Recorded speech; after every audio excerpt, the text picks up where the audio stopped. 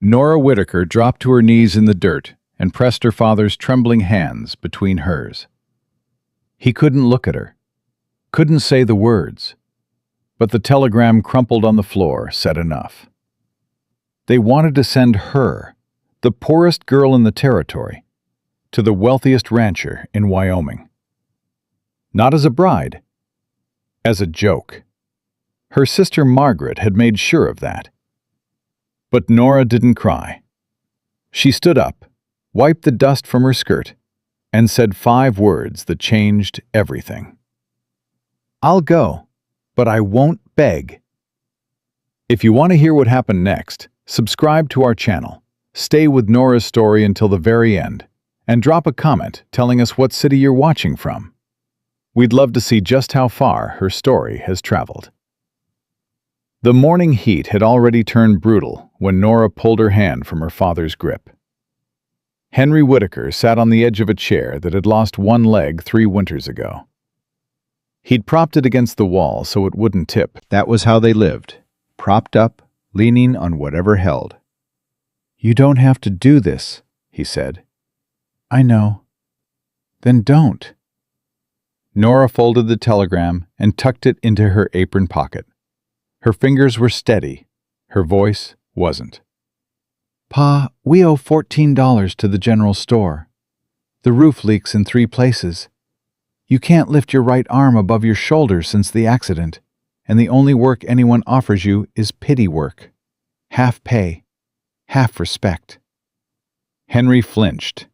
Not because she was wrong, because she was right. "So I'll go," Nora said.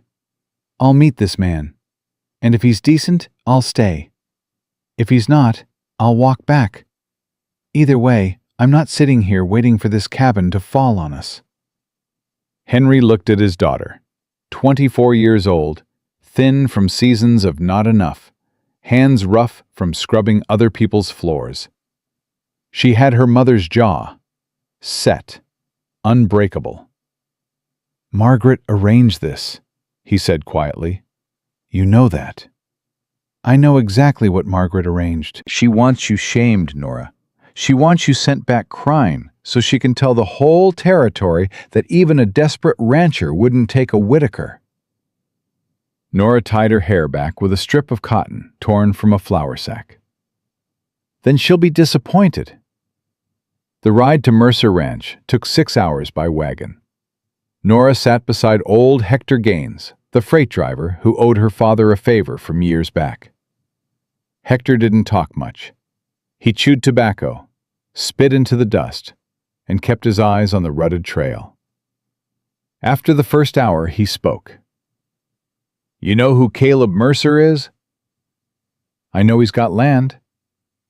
"He's got more than land, girl. He's got the biggest cattle operation between Cheyenne and the Bighorn Basin.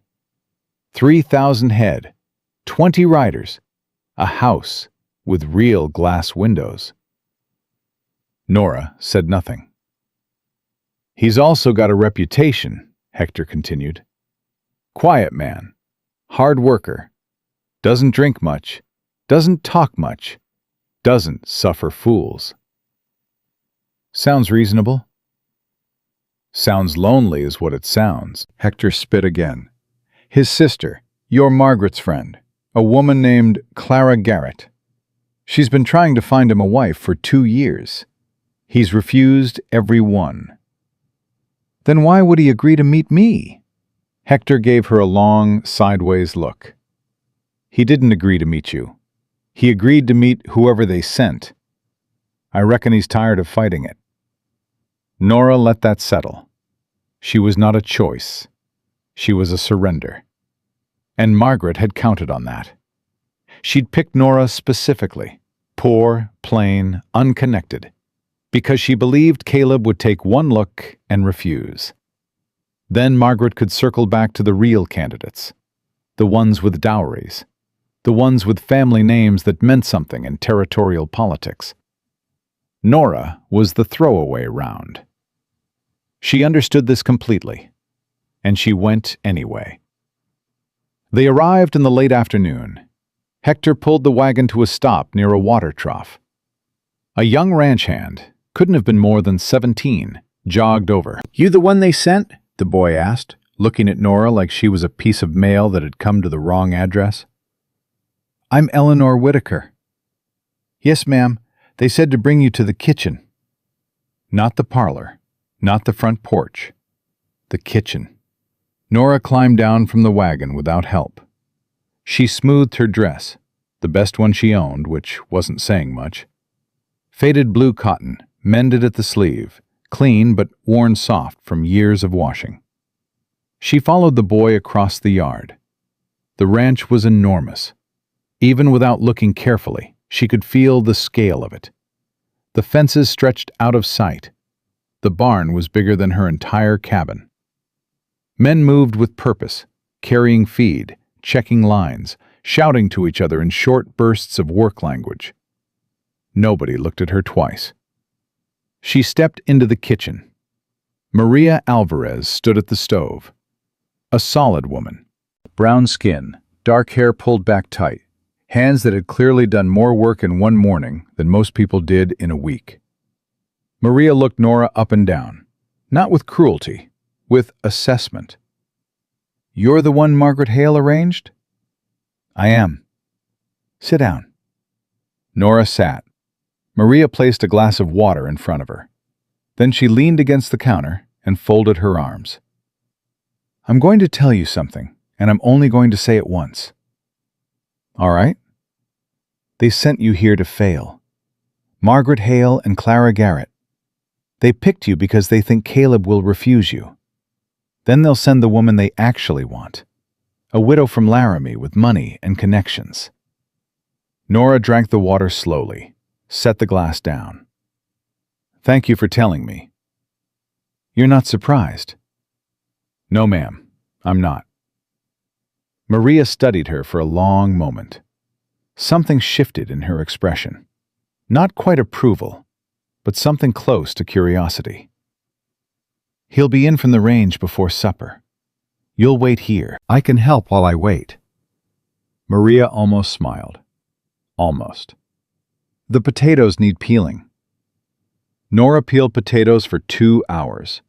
She didn't complain, didn't ask questions, didn't look out the window watching for riders. She worked, quietly, steadily, the way her mother had taught her before consumption took her when Nora was 14. "Work don't need an audience, Nora. It just needs doing." Maria watched her from the corner of her eye.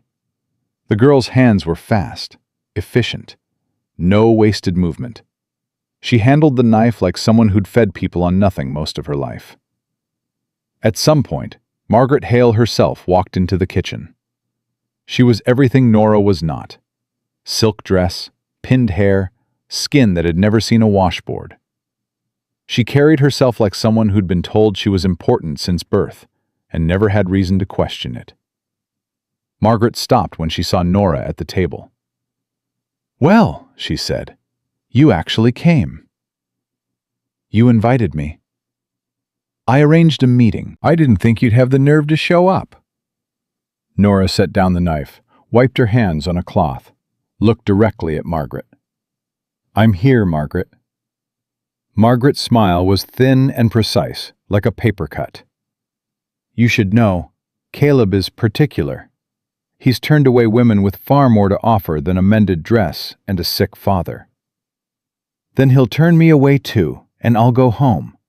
But I won't be turned away from a kitchen I was asked to sit in." The air between them could have cracked glass. Maria kept her back turned, but her shoulders were stiff with listening. Margaret smoothed her gloves. "Suit yourself. I suppose everyone deserves to learn their place." She walked out. Nora picked up the knife and went back to the potatoes. Her hands were shaking, but she didn't stop. Caleb Mercer rode in just before sunset. Nora heard him before she saw him. The heavy rhythm of a tired horse, the creak of saddle leather, boots hitting hard-packed dirt. She was standing at the kitchen basin, washing the last of the supper preparations from her hands, when the back door swung open. He filled the doorway. Tall, broad through the shoulders in a way that came from years of work, not vanity. Dust covered him from hat to boots. A scar ran along the left side of his jaw. Old, healed white, but still visible. He pulled his hat off. Dark hair, damp with sweat. Eyes that moved fast, taking in the room in a single sweep. They landed on Nora. He didn't speak. She didn't either. Maria broke the silence. "Caleb, this is Nora Whitaker, Margaret's arrangement." He looked at Nora the way a man looks at something he wasn't expecting. Not with disappointment, but with recalibration. "Miss Whitaker." "Mr. Mercer."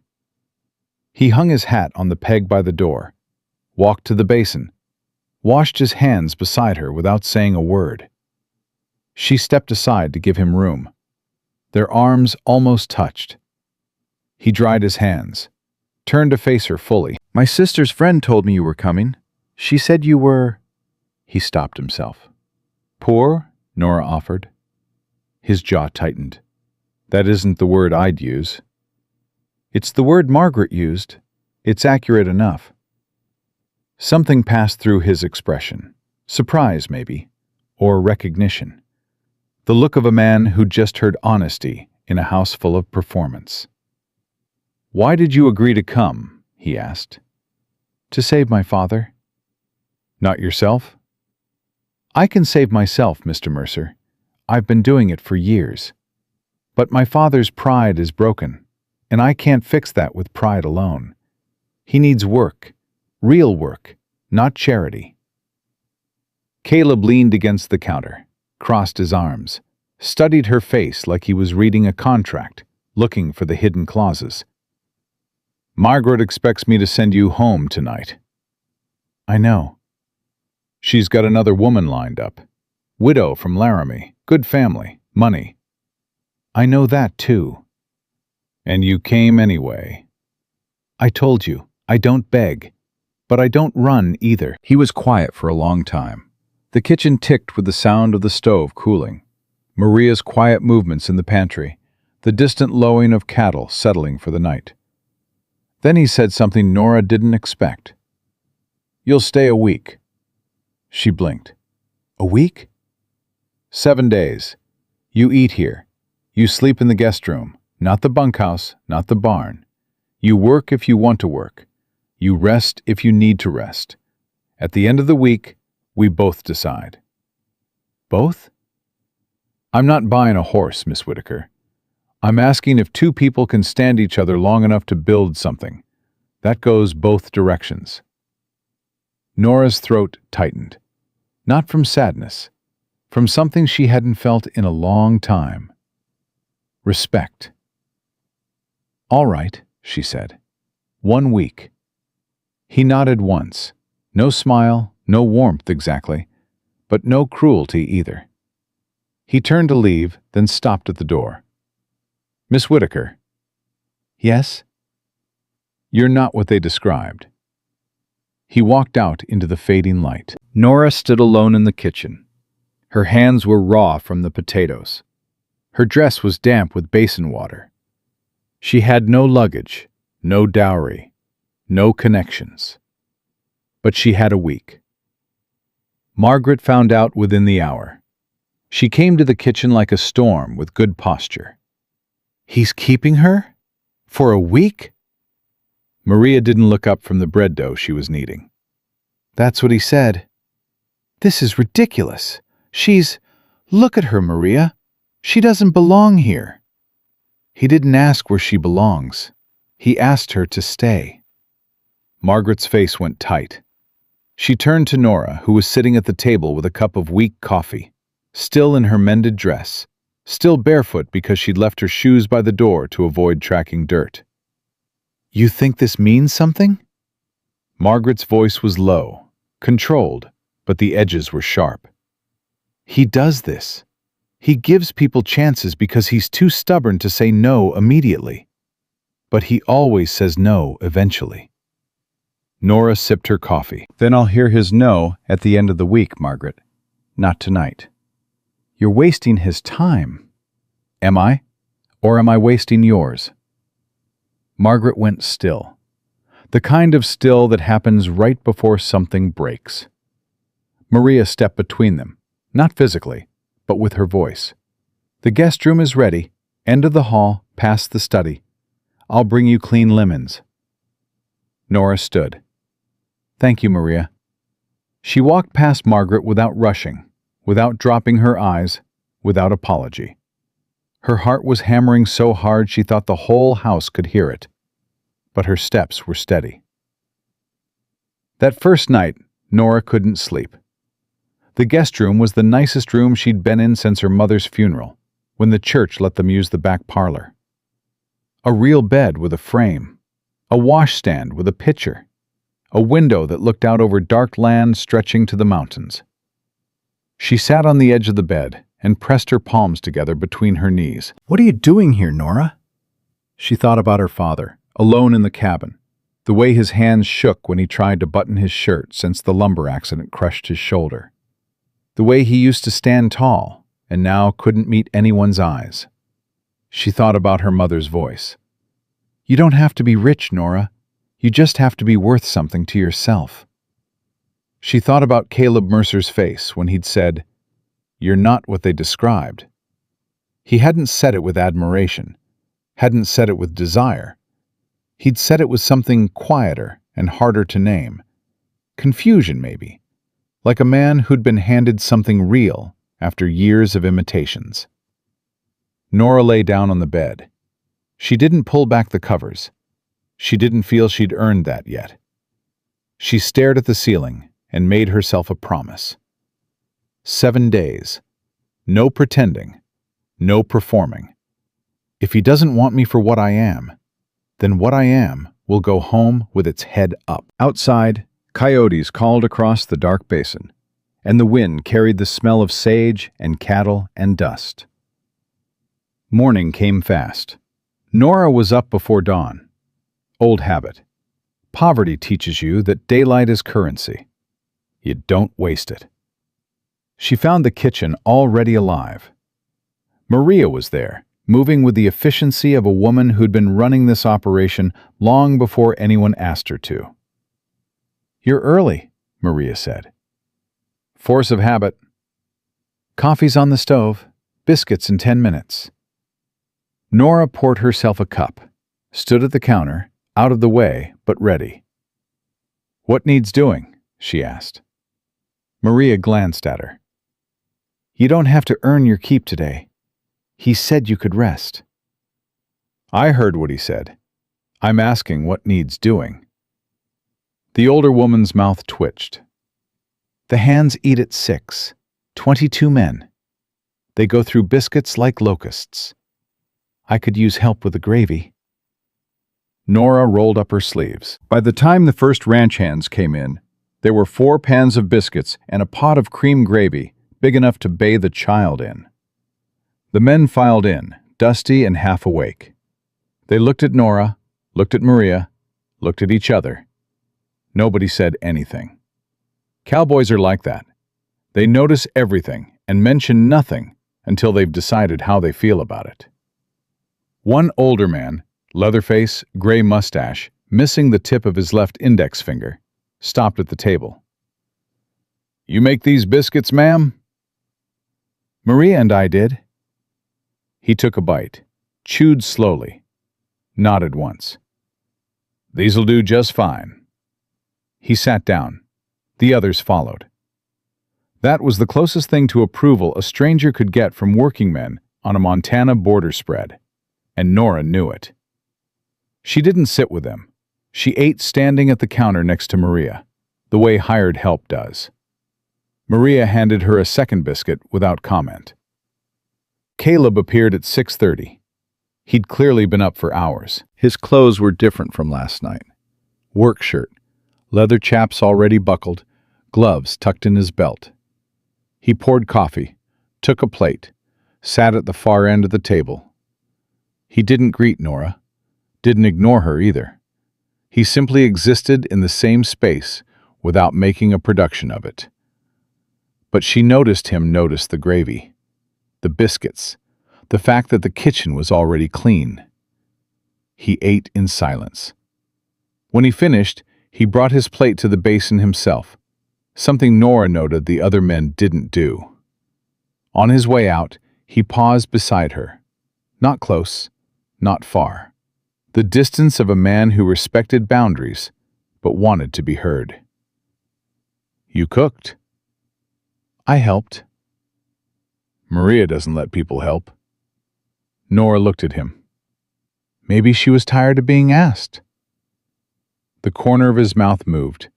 Not a smile, the ghost of one. He put his hat on and walked out.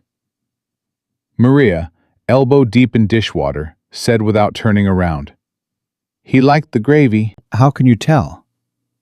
He had 3 helpings. That man eats like a bird most mornings. 3 helpings means something. Nora didn't let herself feel anything about that. Not yet. It was day 1. She had 6 more to go, and hope was a luxury she'd learned to ration.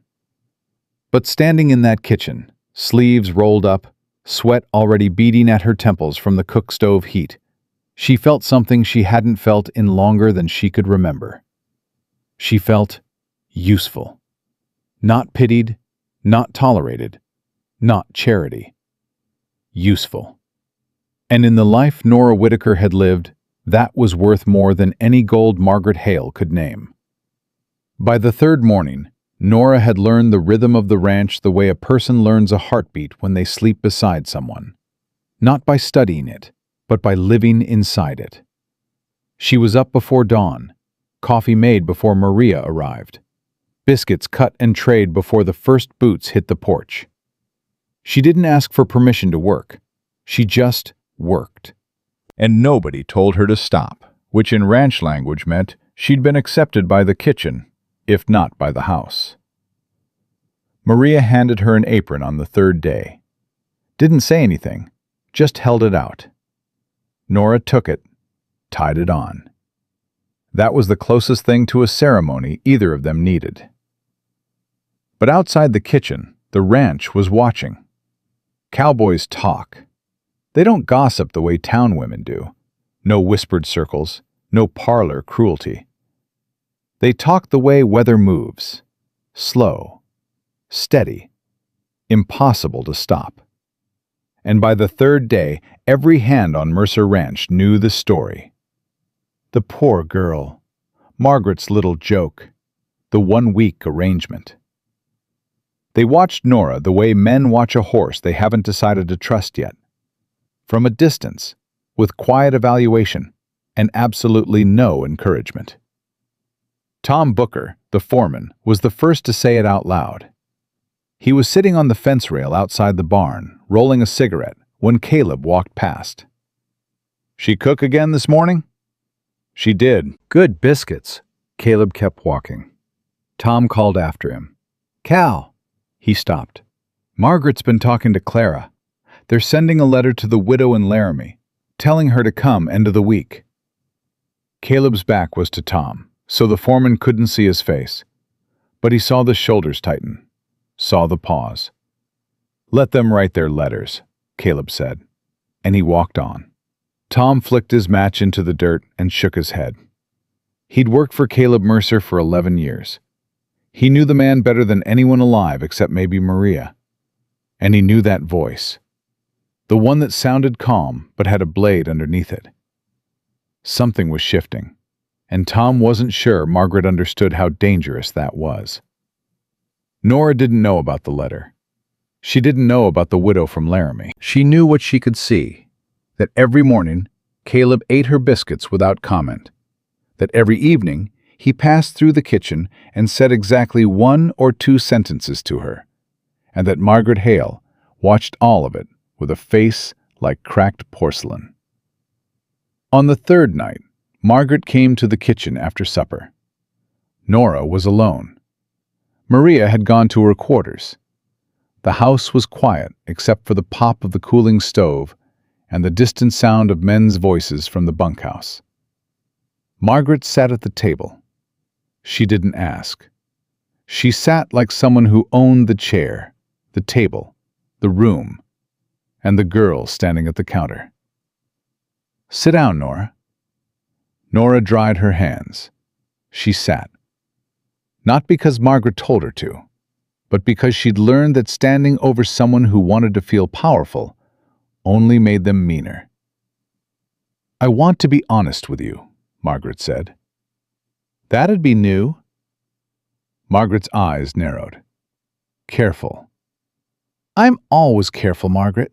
That's why I'm still here." Margaret folded her hands on the table. Her rings caught the lamplight. "You've had your little adventure. You've cooked some meals, made some biscuits. It's very charming, very pioneer woman. But you need to understand what's actually happening here.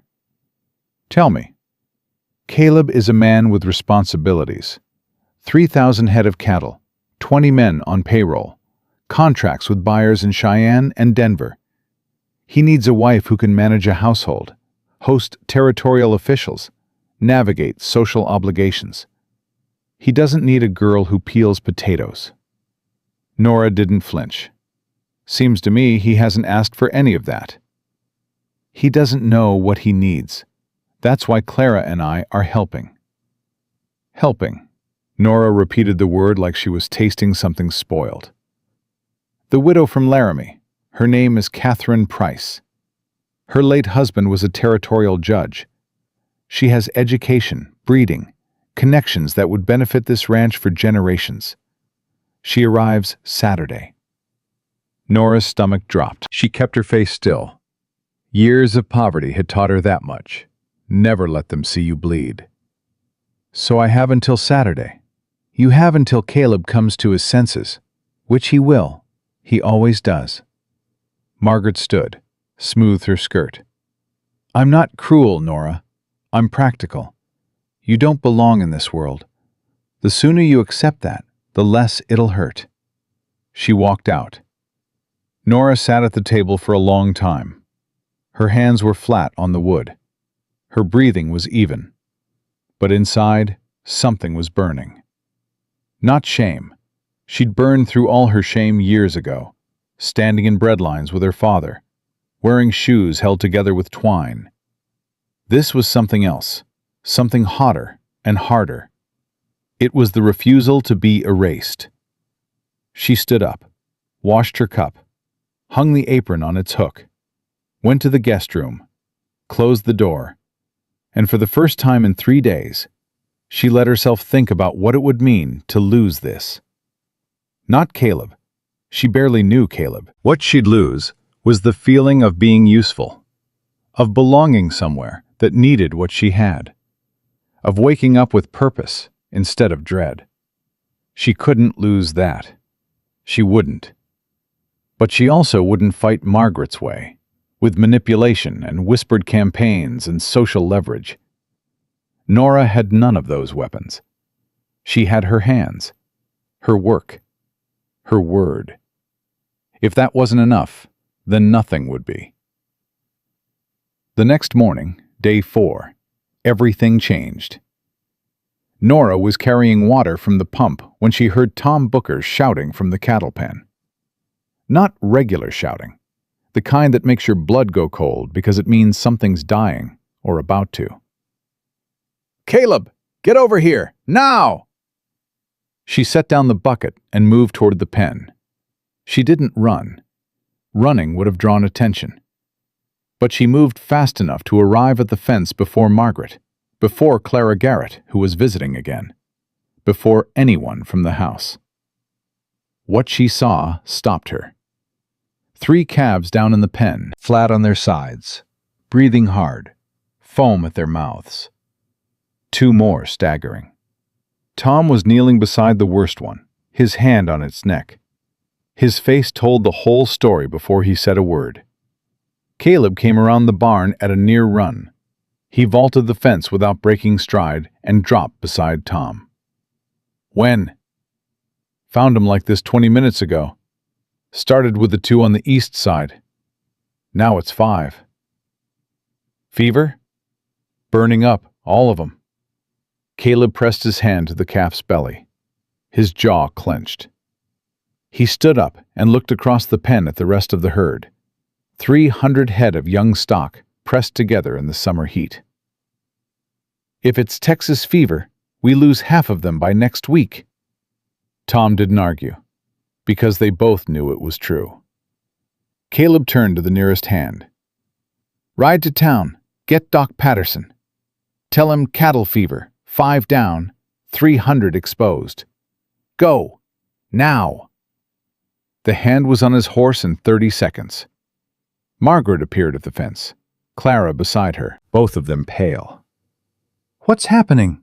Margaret demanded. Cattle fever, Caleb said without looking at her. Stay out of the pen. How bad? Bad enough. He was already moving, checking the water troughs, examining the feed, looking for the source.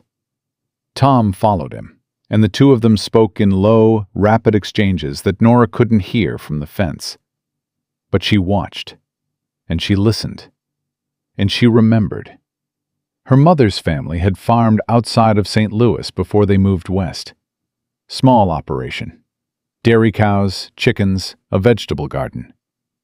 When Nora was 9, a fever swept through their stock. Her mother had spent 3 days in the barn, using methods her own grandmother had passed down. Cold water compresses, separation of sick animals, burning sulfur to clean the air, and a mixture of willow bark tea forced into the animals' throats to bring the fever down. It hadn't saved all of them, but it saved most. Nora climbed the fence. Hey! Tom shouted. Ma'am, you can't be in here. Is the water in these troughs from the creek or the well? Tom blinked. Creek, same as always. When's the last time you cleaned these troughs? Tom looked at Caleb. Caleb looked at Nora. What are you doing? Caleb asked. Not angry, genuinely asking. If the creek's contaminated upstream, dead animal, runoff, anything, it's in your water. Your calves are drinking fever. You need to switch to well water immediately and dump every trough in this pen. Silence. 20 men staring at a woman in a mended dress, standing in a cattle pen, telling them how to run their ranch. Margaret's voice came from outside the fence.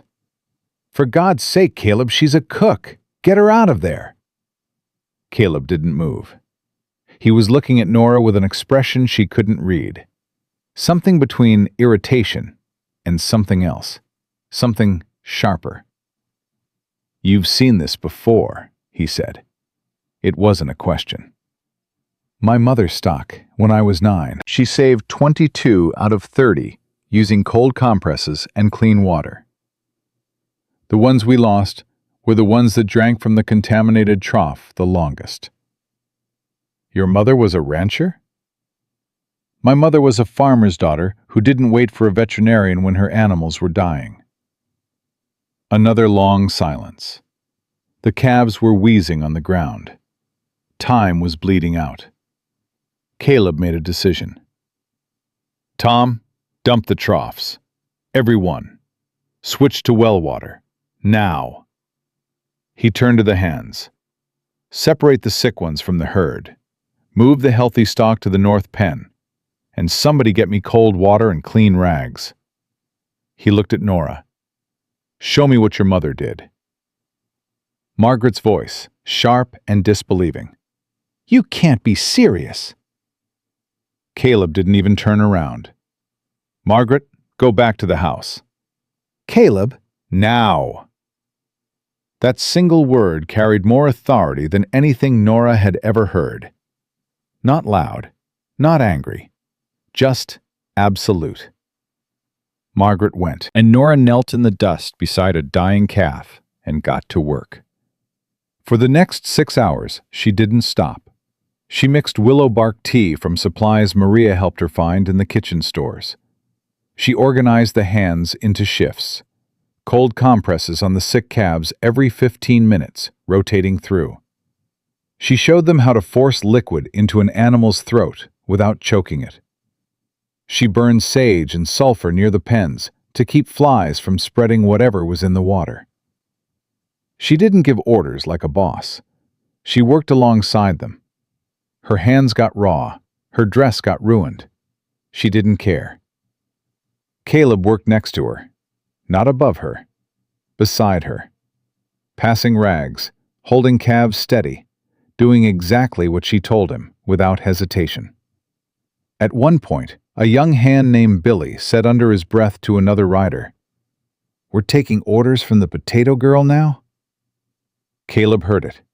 He straightened up, turned, and looked at Billy with a face that could have frozen a campfire. "You say something, Billy?" Billy went white. "No, sir."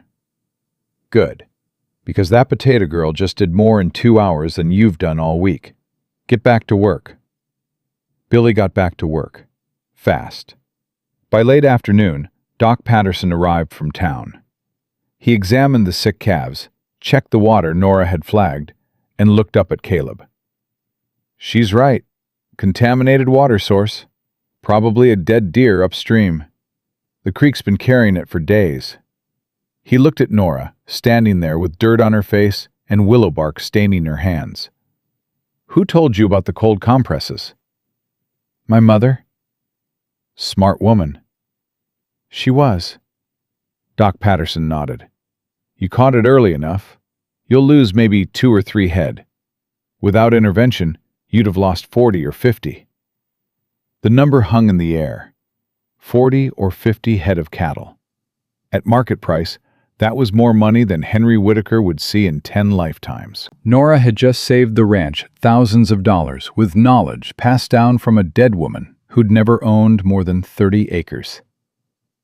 Caleb walked over to her as the sun was going down. She was washing her hands at the well pump, exhausted, shaking slightly, running on nothing but coffee and stubbornness. He stood beside her, close enough that she could feel the heat coming off him. "You didn't have to do that," he said. "Yes, I did." "Why?" She turned off the pump, dried her hands on what was left of her apron. "Because those animals were dying, and I knew how to help. That's enough of a reason." He was quiet. Then he said, quietly enough that only she could hear, "Margaret's bringing a woman from Laramie. Saturday. She thinks that's what I need." Nora's chest tightened.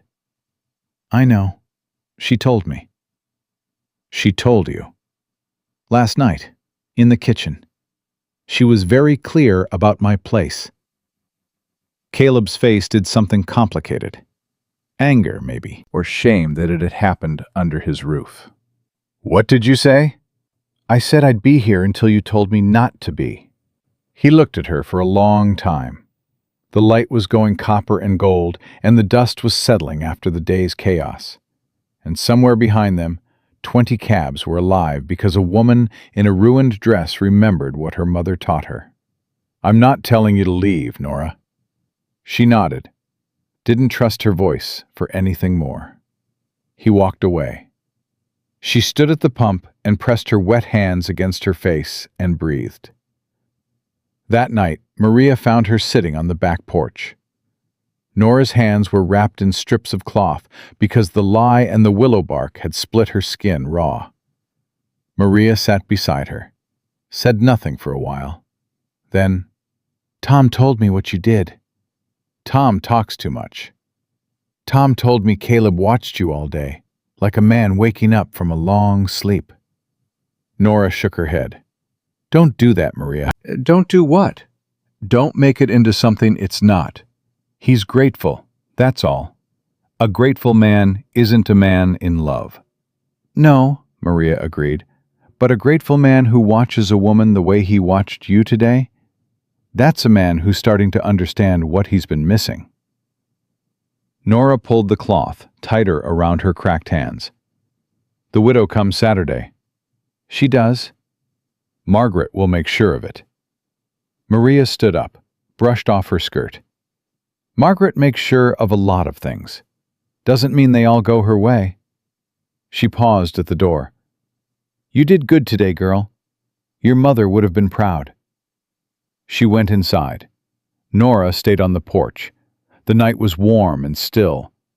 Somewhere out in the dark, a calf she'd saved was breathing steady, and a man she barely knew had said her name like it meant something. And a woman from Laramie was packing her best dress for a Saturday she thought she'd already won. Day 5 started with trouble. Nora came into the kitchen at her usual hour and found Margaret already there. Not sitting, standing, with Clara Garrett beside her, and the man Nora had never seen. Tall, thin, spectacles, carrying a leather case. "This is Mr. Eldon Pratt," Margaret said. "He's a solicitor from Cheyenne." Nora stopped in the doorway.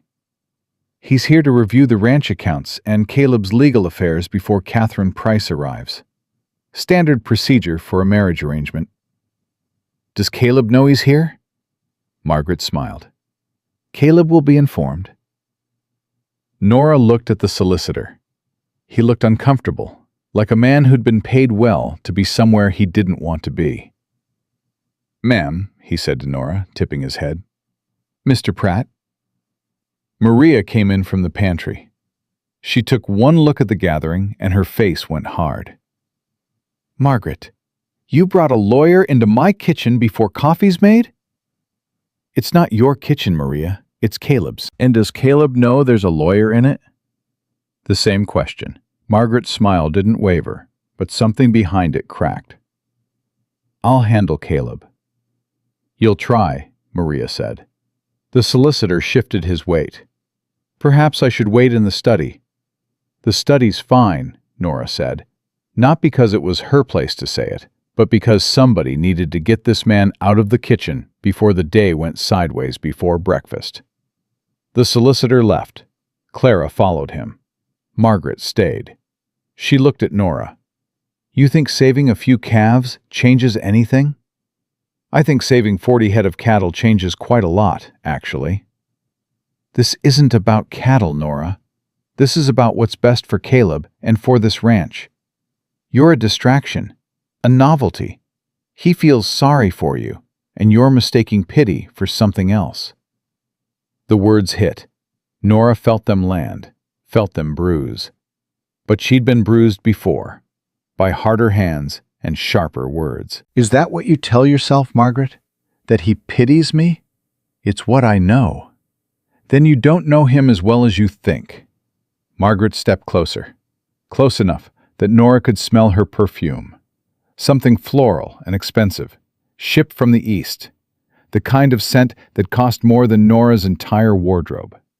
"I've known Caleb Mercer since he was 19 years old. I watched him build this ranch from nothing. I was here when his parents died. I was here when he buried his brother. You've been here 4 days, little girl. Don't tell me what I know." And then she left. The kitchen door swung shut behind her. Nora stood there, heart pounding, hands shaking. Maria put a cup of coffee in front of her. "Drink." Nora drank. "She's scared," Maria said. "She doesn't seem scared." Angry women and scared women look the same from the outside, but scared women fight dirtier. Maria started cracking eggs. "She brought a lawyer, Nora." "That means she's already lost the argument with Caleb, and now she's trying to change the rules." "What do you mean?" "I mean she can't convince Caleb to send you away. So she's going to try to make it look official, legal, like there's a proper process for choosing a wife, and you don't meet the qualifications." "Can she do that?" Maria looked at her over the skillet. "She can try. The question is whether Caleb lets her." The answer came within the hour. Caleb walked into the study where Eldon Pratt was spreading papers on the desk.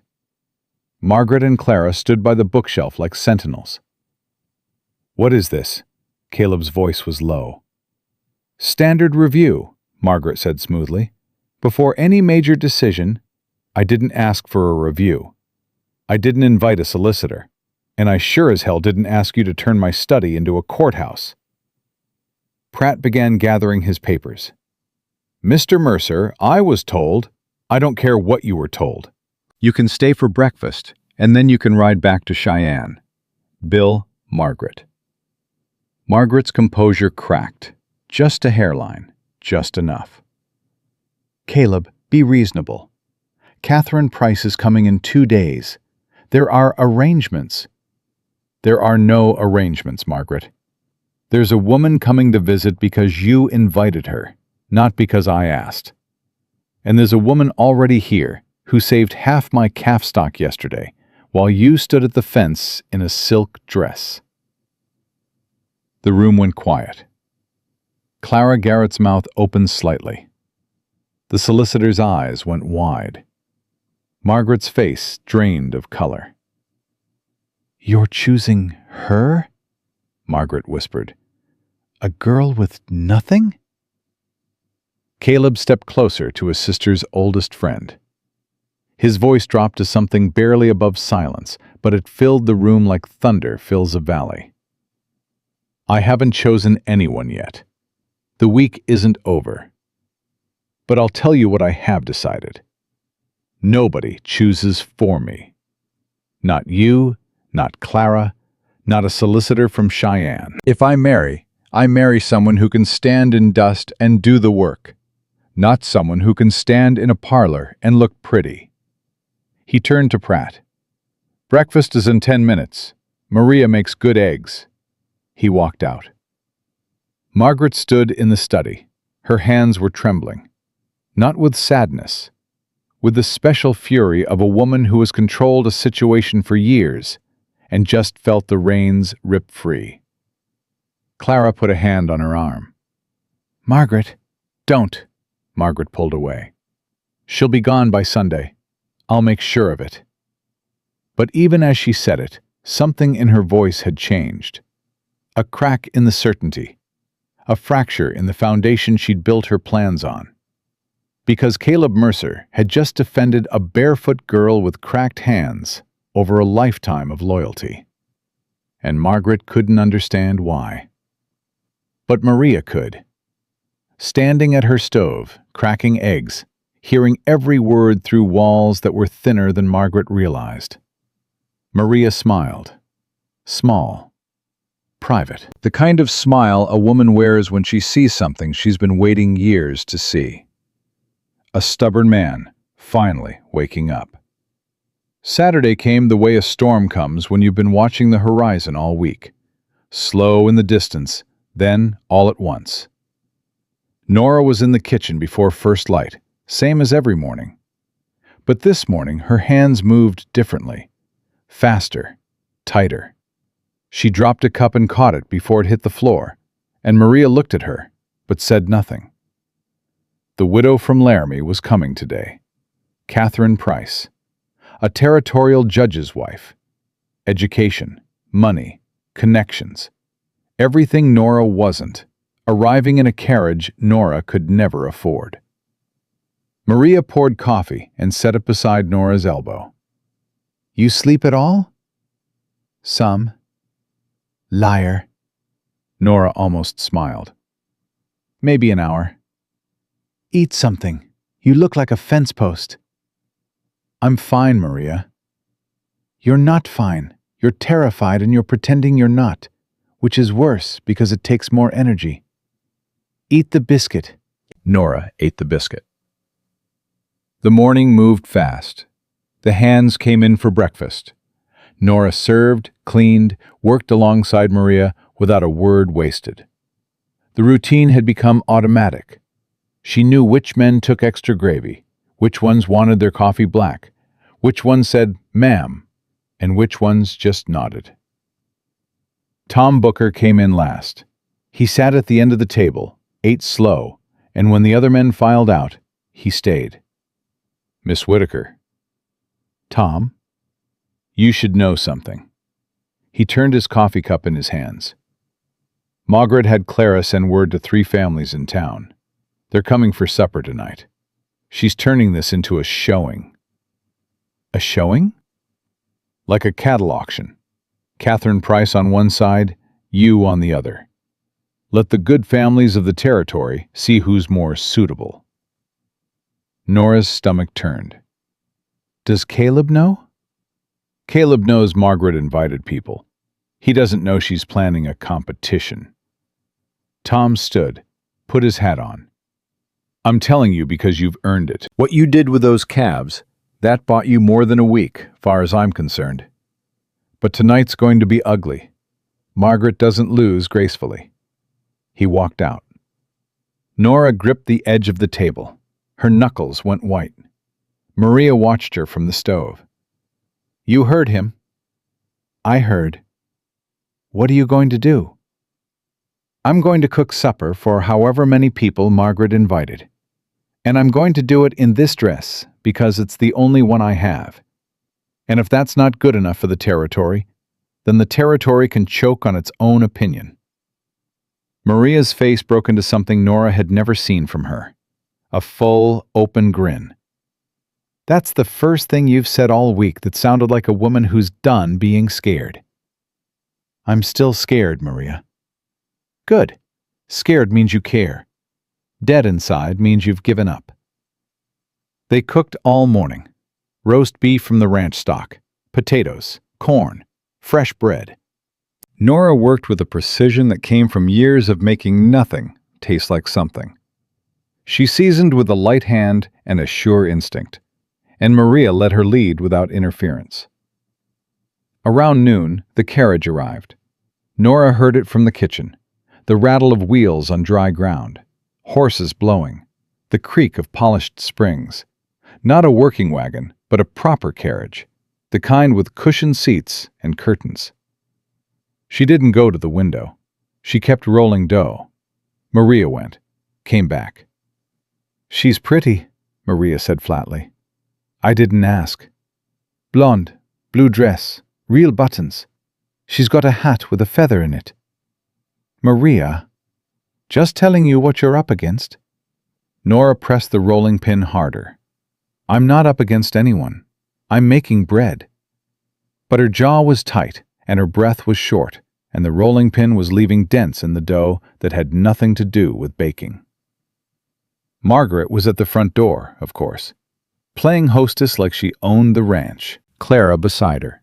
The two of them in matching silk, hair pinned perfect, faces arranged in the particular expression of women who believe they're about to win. Catherine Price stepped down from the carriage with the careful grace of someone who'd been taught how to exit vehicles, how to hold her skirt, how to smile at people she'd never met as though she already liked them. She was 31, widow for 2 years, no children. Her husband had left her comfortable, not rich, but respectable. She had the kind of face that men noticed and women measured themselves against, and she knew it without being vain about it, which somehow made it worse. Margaret took her arm.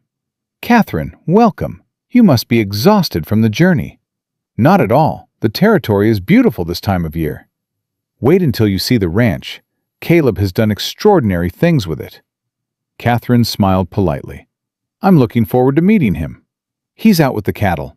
He'll be in before supper. In the meantime, let me show you to your room. They walked into the house. Past the kitchen door, Catherine glanced in and saw Nora, flower on her arms, hair falling loose, the mended dress now stained with a week's worth of honest work. Their eyes met. Catherine didn't look away quickly or dismissively.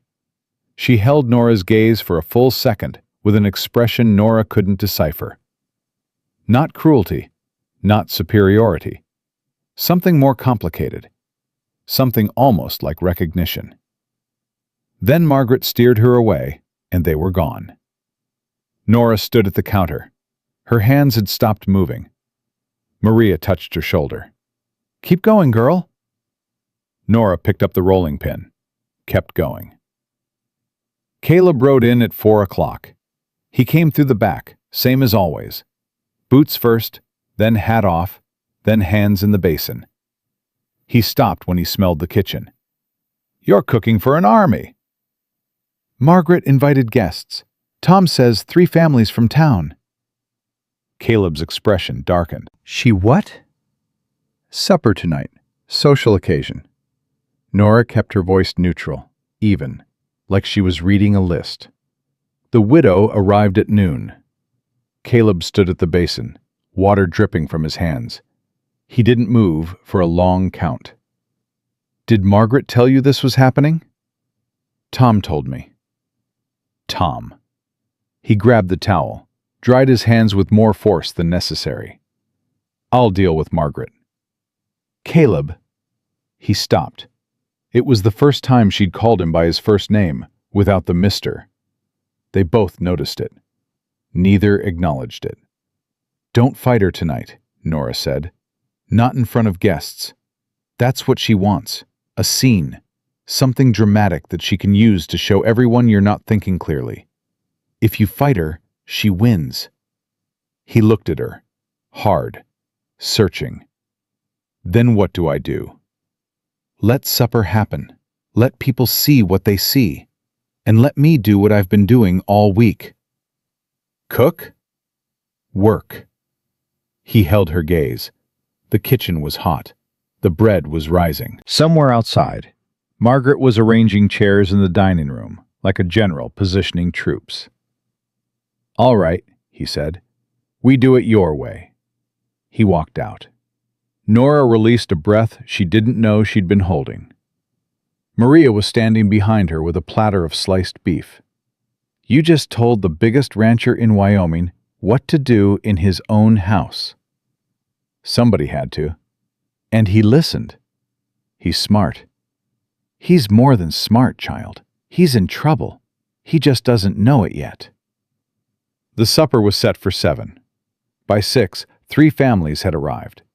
The Hendersons, who owned the feed store in town, the Clarks, who ran cattle east of the basin, and the Reverend Whitfield and his wife, who Margaret had clearly invited as a moral authority, someone who could bless or condemn whatever decision Caleb made.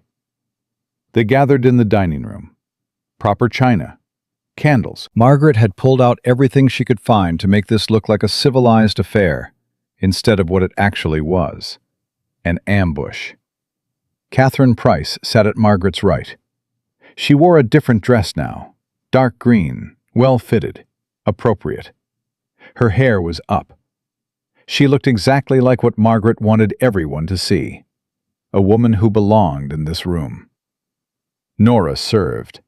She carried plates, poured water, moved through the room like someone who understood service, not as degradation, but as discipline. Her dress was clean. She'd washed it and pressed it as best she could. But it was still the same mended cotton she'd arrived in. Still faded, still patched at the elbow. The contrast was brutal. Margaret had designed it that way. Mrs. Henderson leaned toward her husband and whispered something. Clark's wife kept her eyes on her plate. Reverend Whitfield watched Nora with an expression that was either compassion or calculation. Hard to tell with church people. Caleb sat at the head of the table. He ate. He answered questions when asked.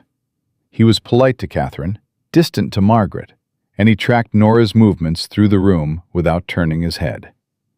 Margaret ran the conversation like a conductor. Catherine, tell us about your work with the Laramie Ladies' Aid Society. Catherine obliged. She was articulate, warm, and clever. She talked about organizing supply drives for homesteaders, about fundraising for the territorial school, about her late husband's work establishing circuit courts in the Eastern Territory. She was, Nora had to admit, impressive. Not in the hollow way Margaret was impressive. Catherine seemed genuine. She cared about what she was saying.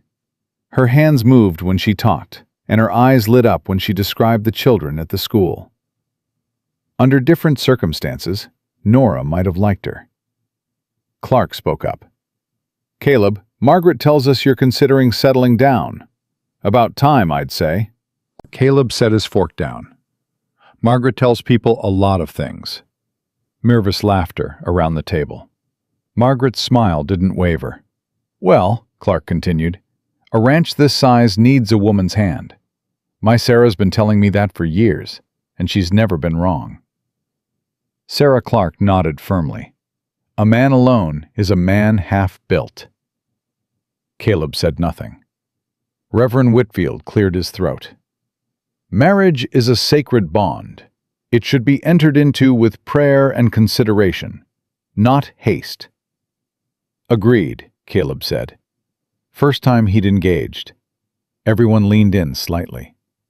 And it should be between equals, the Reverend added. Margaret jumped on it. Exactly. Equals in standing, in temperament, in capability. Nora was at the sideboard, refilling the water pitcher. Her back was to the table, but every cell in her body was listening. Catherine Price spoke. I think equals in character matters more than equals in standing. The table went quiet. Margaret blinked. Of course, character is important, but my husband was a judge, Catherine continued calmly. He came from nothing. His father was a blacksmith in Ohio. He built everything he had through work and integrity. If we're measuring equals, I'd say the measure should be what a person does, not what they have. Nora's hand stopped on the pitcher. Margaret recovered quickly. Naturally. And Catherine, your own accomplishments speak volumes. I wasn't talking about myself. Another silence, heavier this time. Catherine turned in her chair and looked directly at Nora. You're Eleanor, aren't you? The one who saved the calves this week? Every eye in the room shifted. Nora turned from the sideboard, pitcher in hand. Yes, ma'am. Tom Booker told me about it when I arrived. He said you worked 6 hours straight and lost only 2 head out of how many? 5 were sick. 300 were at risk. With knowledge from your mother. Yes, ma'am. Catherine nodded slowly. Then she turned back to the table and picked up her fork. Margaret, the roast is wonderful. Did Maria make it? Yes, Maria and Eleanor, Catherine said. Tom told me she's been running the kitchen all week. Margaret's fork made a small, sharp sound against her plate. The supper continued, but the ground had shifted. Nora felt it. Margaret felt it. Caleb felt it. The room had been set up as a showcase for Catherine Price's superiority, and Catherine Price herself had just refused to play her part. After supper, Nora cleared the dishes. The guests moved to the porch for evening air. Margaret attached herself to Catherine's arm like a vine to a post, talking steadily, redirecting, reframing. Nora was elbow-deep in dishwater when footsteps came from the dining room. Catherine Price stood in the kitchen doorway, alone. May I help? Nora stared at her. You're a guest. I'm a woman who knows how to wash a dish. Catherine rolled up her sleeves and walked to the basin. Wash or dry? I wash. I'm already wet. Catherine picked up a towel and started drying. They worked in silence for a minute. Then Catherine spoke. Margaret didn't tell me about you. No, she wouldn't have. She told me Caleb was lonely and stubborn and needed a proper wife. She made it sound like a rescue mission. Catherine dried a plate and set it in the stack. When I got here and saw you in this kitchen, I understood what was really happening. Nora scrubbed a pot, didn't look up. What's really happening? A contest I didn't agree to enter. Nora stopped scrubbing. Catherine turned to her. I came here because I was lonely too. My husband's been dead 2 years. I thought maybe Margaret was right. Maybe I needed a new start, and maybe Caleb needed the same. But I didn't come here to take something from someone who earned it. I haven't earned anything, Mrs. Price. Catherine. And you've earned more than you know. I watched him tonight. Every time you moved through that room, he knew exactly where you were. A man doesn't track a woman like that out of pity. Nora's hands went still in the water. He hasn't said anything, Nora whispered. Men like Caleb don't say things. They do things. He let you stay. He let you work. He defended you against his oldest friend. He took your advice about tonight. Catherine folded the towel. Where I come from, that's more than words. The kitchen door swung open. Margaret stood there. She looked at Catherine, then at Nora, then at the dishes they'd been washing together. Her face went through 3 expressions in 2 seconds: shock, fury, and something that looked almost like despair. "Catherine, the Reverend wants to say goodnight." Of course. Catherine set down the towel. She looked at Nora one more time. "Thank you for supper. It was the best meal I've had in 2 years." She walked out. Margaret stayed. She looked at Nora with eyes that were no longer calculating. They were desperate. "What did she say to you?" She said the roast was good. "Don't play games with me, Nora." "I'm not playing anything, Margaret. I never was. That's what you can't stand." Margaret's chin trembled. Just barely. Just enough. "You don't understand what you're destroying." "I'm not destroying anything. I'm washing dishes." Margaret left. The kitchen door swung shut. The latch caught. Nora braced her hands on the edge of the basin, dropped her head, breathed. Maria appeared from the pantry like she'd been standing there the entire time, which she probably had. "The widow's got spine," Maria said. "She's a good woman." "She is, and she just gave you the only thing Margaret can't take away." "What's that?" "An ally." The guests left by 9. The Henderson wagon rolled out first, then the Clarks, then the Reverend and his wife. Margaret and Clara retreated to the guest wing. Catherine went to her room. The house fell quiet. Nora was on the back porch, unwrapping the cloth from her cracked hands, when Caleb came around the corner. He sat on the step below her, took his hat off, held it between his knees. They sat in the dark without speaking for a long time. "Catherine seems like a fine woman," Nora said. "She is. Margaret chose well, even if she chose for the wrong reasons." Caleb turned the hat in his hands. "Catherine told me she's leaving tomorrow." Nora's breath caught. "Leaving?" "She pulled me aside after supper. Said she didn't come here to compete with anyone, and she won't.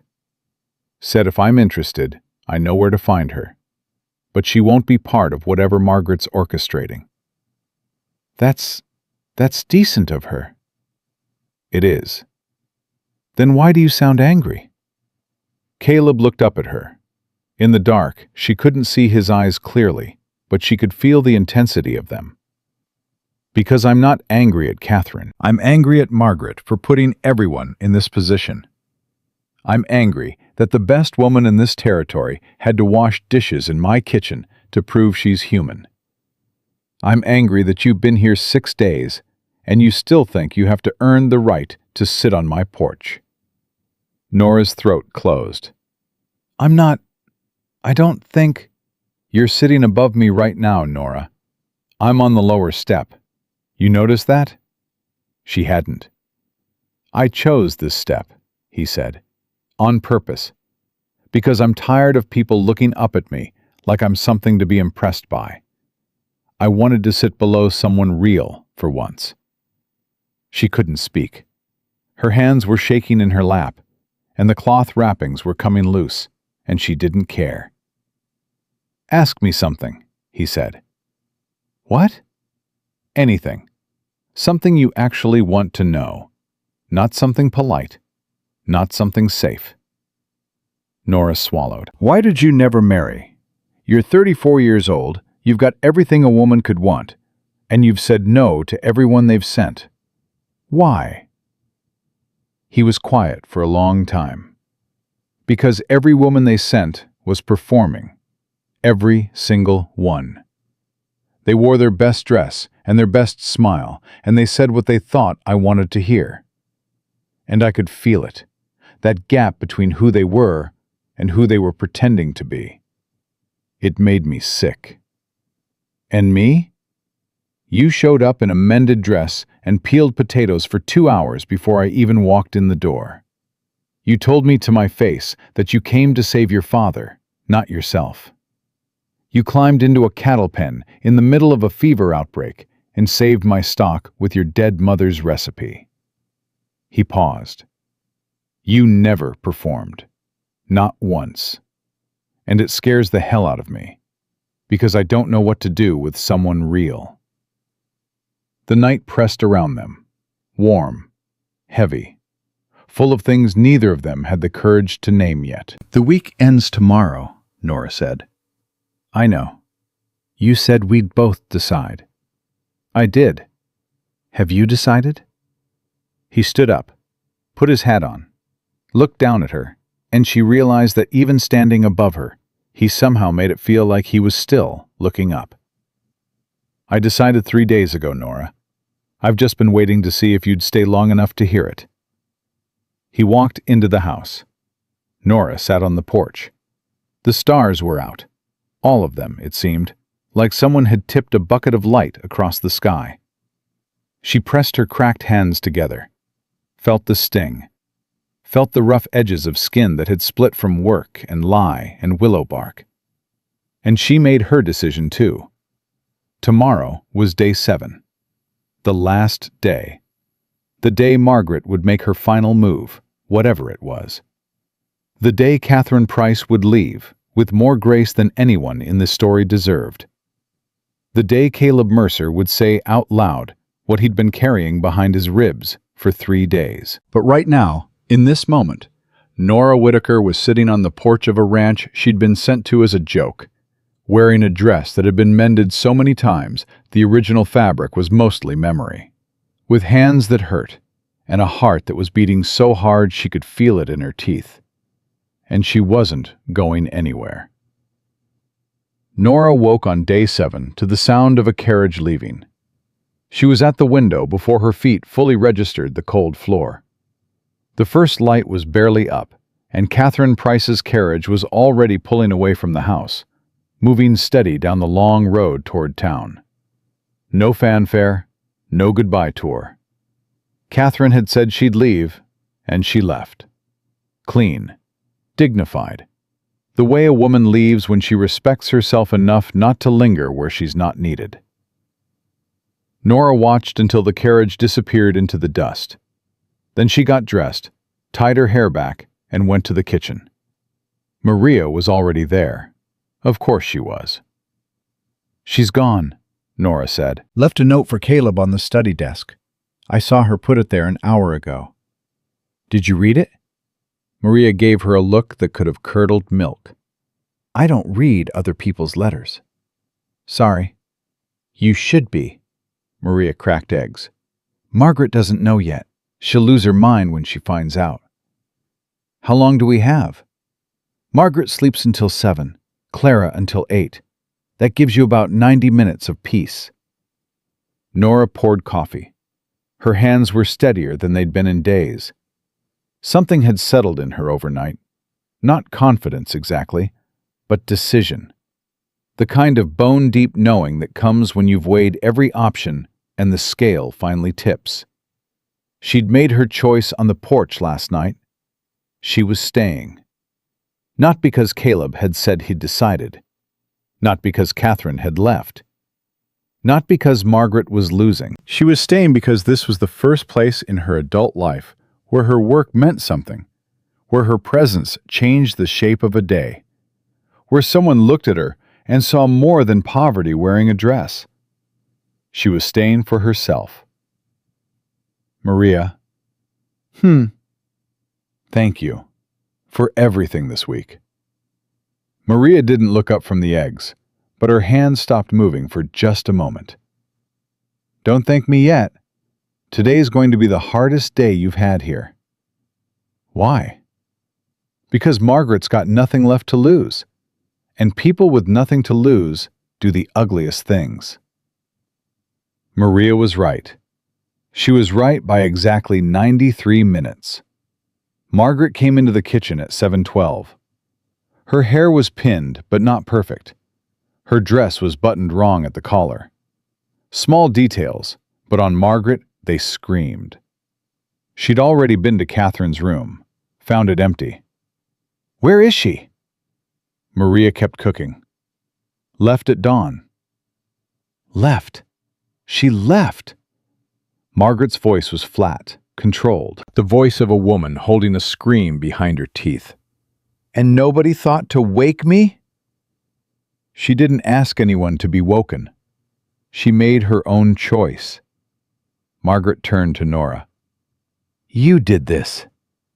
"I was asleep, Margaret. Don't lie to me. You talked to her last night. In this kitchen, I saw you washing dishes together like old friends. What did you say to her?" "She asked to help. We washed dishes.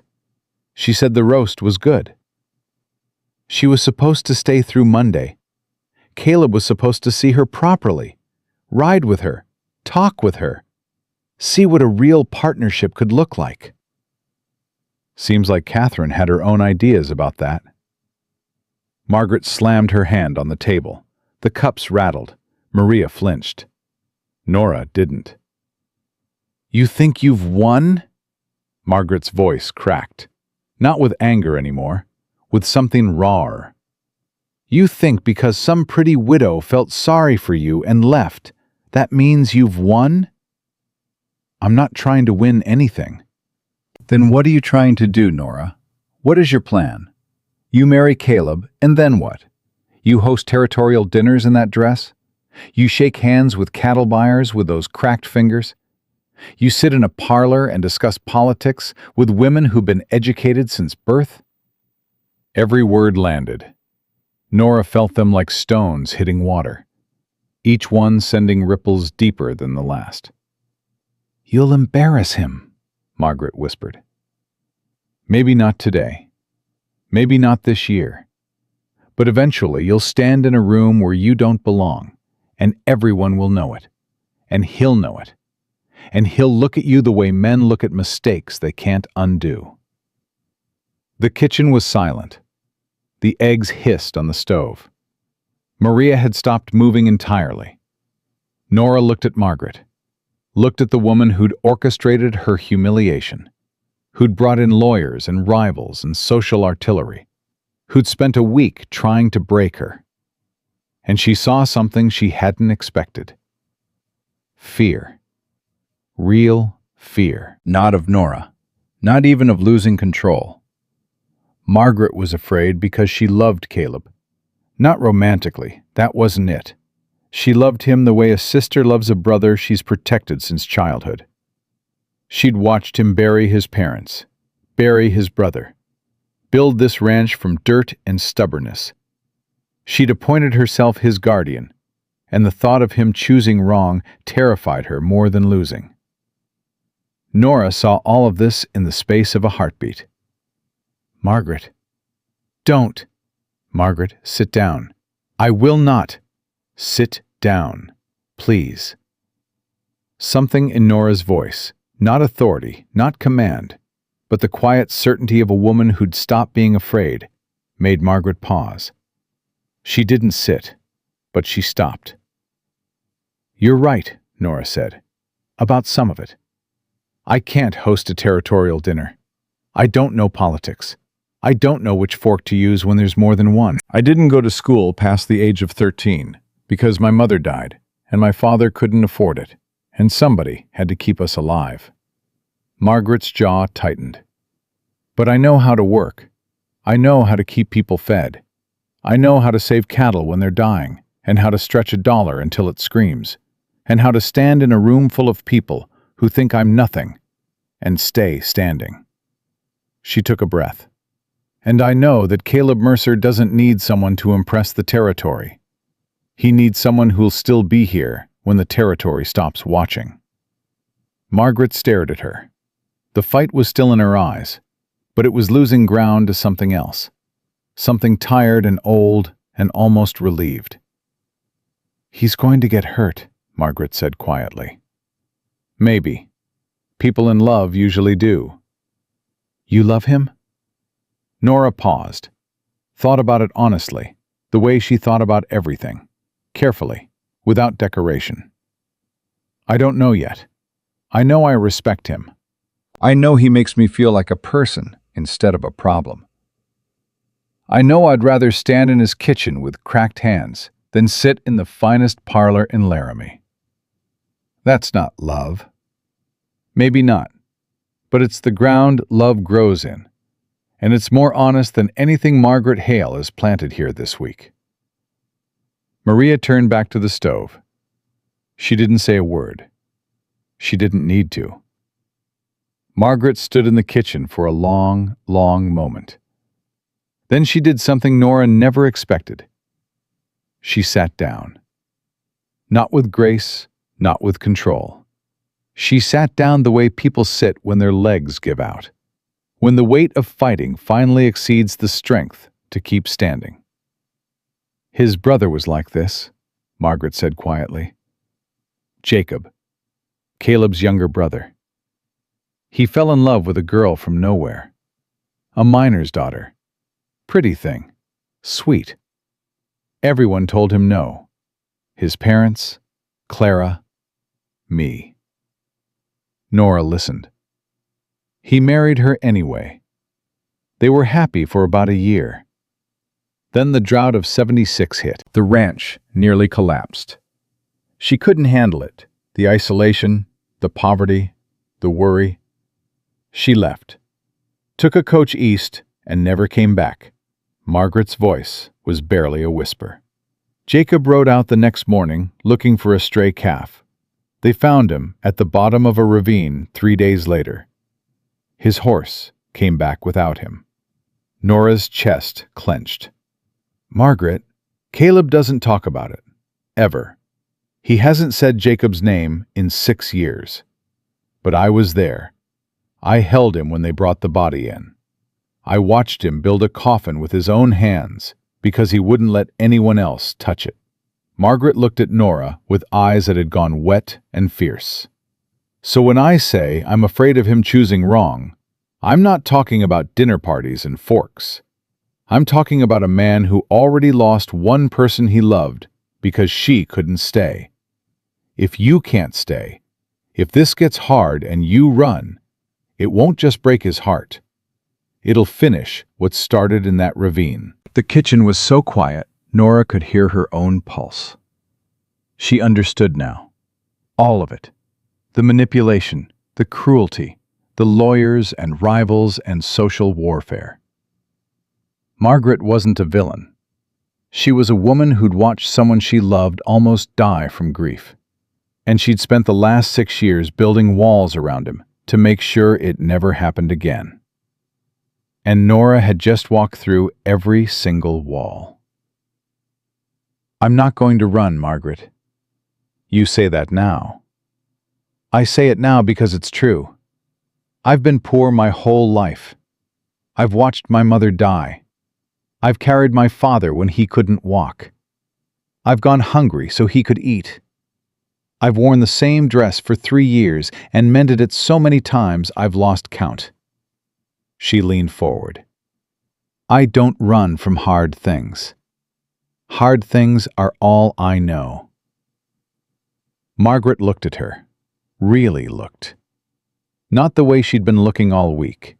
Appraising, dismissing, calculating. She looked at Nora the way you look at something when you finally stop trying to make it into something else, and you just see what it is. I hope you're telling the truth, Margaret said. You'll know soon enough. Margaret stood, straightened her collar, fixed the button she'd missed. When she spoke again, her voice was controlled, but the edges were different, softer, exhausted. I'm going to pack. Clara and I will leave today. You don't have to. Yes, I do. Whatever happens next between you and Caleb, it shouldn't happen with me standing in the corner waiting for it to fail. She paused at the door. If you hurt him, Nora Whitaker, I will never forgive you. If I hurt him, I'll never forgive myself. Margaret left. Maria turned from the stove. Her eyes were red. She'd been crying silently the whole time. In 11 years, Maria said, I have never heard Margaret Hale admit she was wrong. She didn't admit she was wrong. She sat down, Nora. In Margaret's language, that's the same thing. Caleb found Catherine's letter in the study at 8 o'clock. He read it standing up, folded it, put it in his shirt pocket. Then he went to find Nora. She was on the back porch, sitting on the top step this time. Her hands were in her lap, unwrapped for the first time all week. The splits in her skin were healing. New pink lines where the cracks had been. Mending, like everything else about her. He sat beside her, same step, not above, not below. "Catherine left," he said. "I know." "Margaret's leaving too. She told me 10 minutes ago." Nora looked at him. "How was she?" "Quiet, which is more terrifying than when she's loud." He almost smiled. "She told me I'm making a mistake." "Are you?" "I've made a lot of mistakes, Nora. Buying that bull from Henderson. Mistake. Trusting the South Creek for water. Mistake. Letting Margaret run my personal life for 6 years. Big mistake." He turned to face her. "But this week wasn't a mistake, and you aren't a mistake. And if I'm wrong about that, I'd rather be wrong about you than right about anyone else." Nora's eyes burned. She blinked hard. She would not cry. Not now. Not after holding it together for 7 days through manipulation and cattle fever and Margaret Hale and a widow from Laramie and her own bone-deep terror. She would not cry. She cried. Not a lot, not dramatically. The way water comes through a crack in a dam. Steady, unstoppable, and long overdue. Caleb didn't touch her, didn't hold her. He sat beside her and let her have it, the way a man does when he understands that some things need to come out before anything new can go in. When she stopped, she wiped her face with the back of her hand. "Sorry." "Don't be." "I haven't cried in 4 years." "Then you were overdue." She laughed. It came out rough and wet and surprised, and it was the best sound Caleb Mercer had heard since his brother's laugh. And that thought hit him so hard, he had to look away. "I have one condition," Nora said. "Name it." "My father works, real work, not charity. You find something he can do with one good arm and his dignity, and he does it for fair pay. He's a Whitaker, and Whitakers don't take handouts. He can keep the books. I need someone I trust on the numbers. And if he's half as stubborn as his daughter, he'll have this ranch profitable in a year." Nora looked at him. "You already thought about this." "I thought about it on day 3. "Day 3? That was before the cattle fever, before Catherine, before any of it." "It was the morning after you made biscuits, when you ate standing at the counter next to Maria, because you thought you hadn't earned a seat." He paused. "That's when I knew." "Knew what?" "That you weren't performing, that you didn't know how, that you were the most honest person I'd met in years, and I was going to fight like hell to keep you here." Nora pressed her hands against her knees. The healing cracks stung. She didn't mind. "I'm not saying yes to a proposal, Caleb.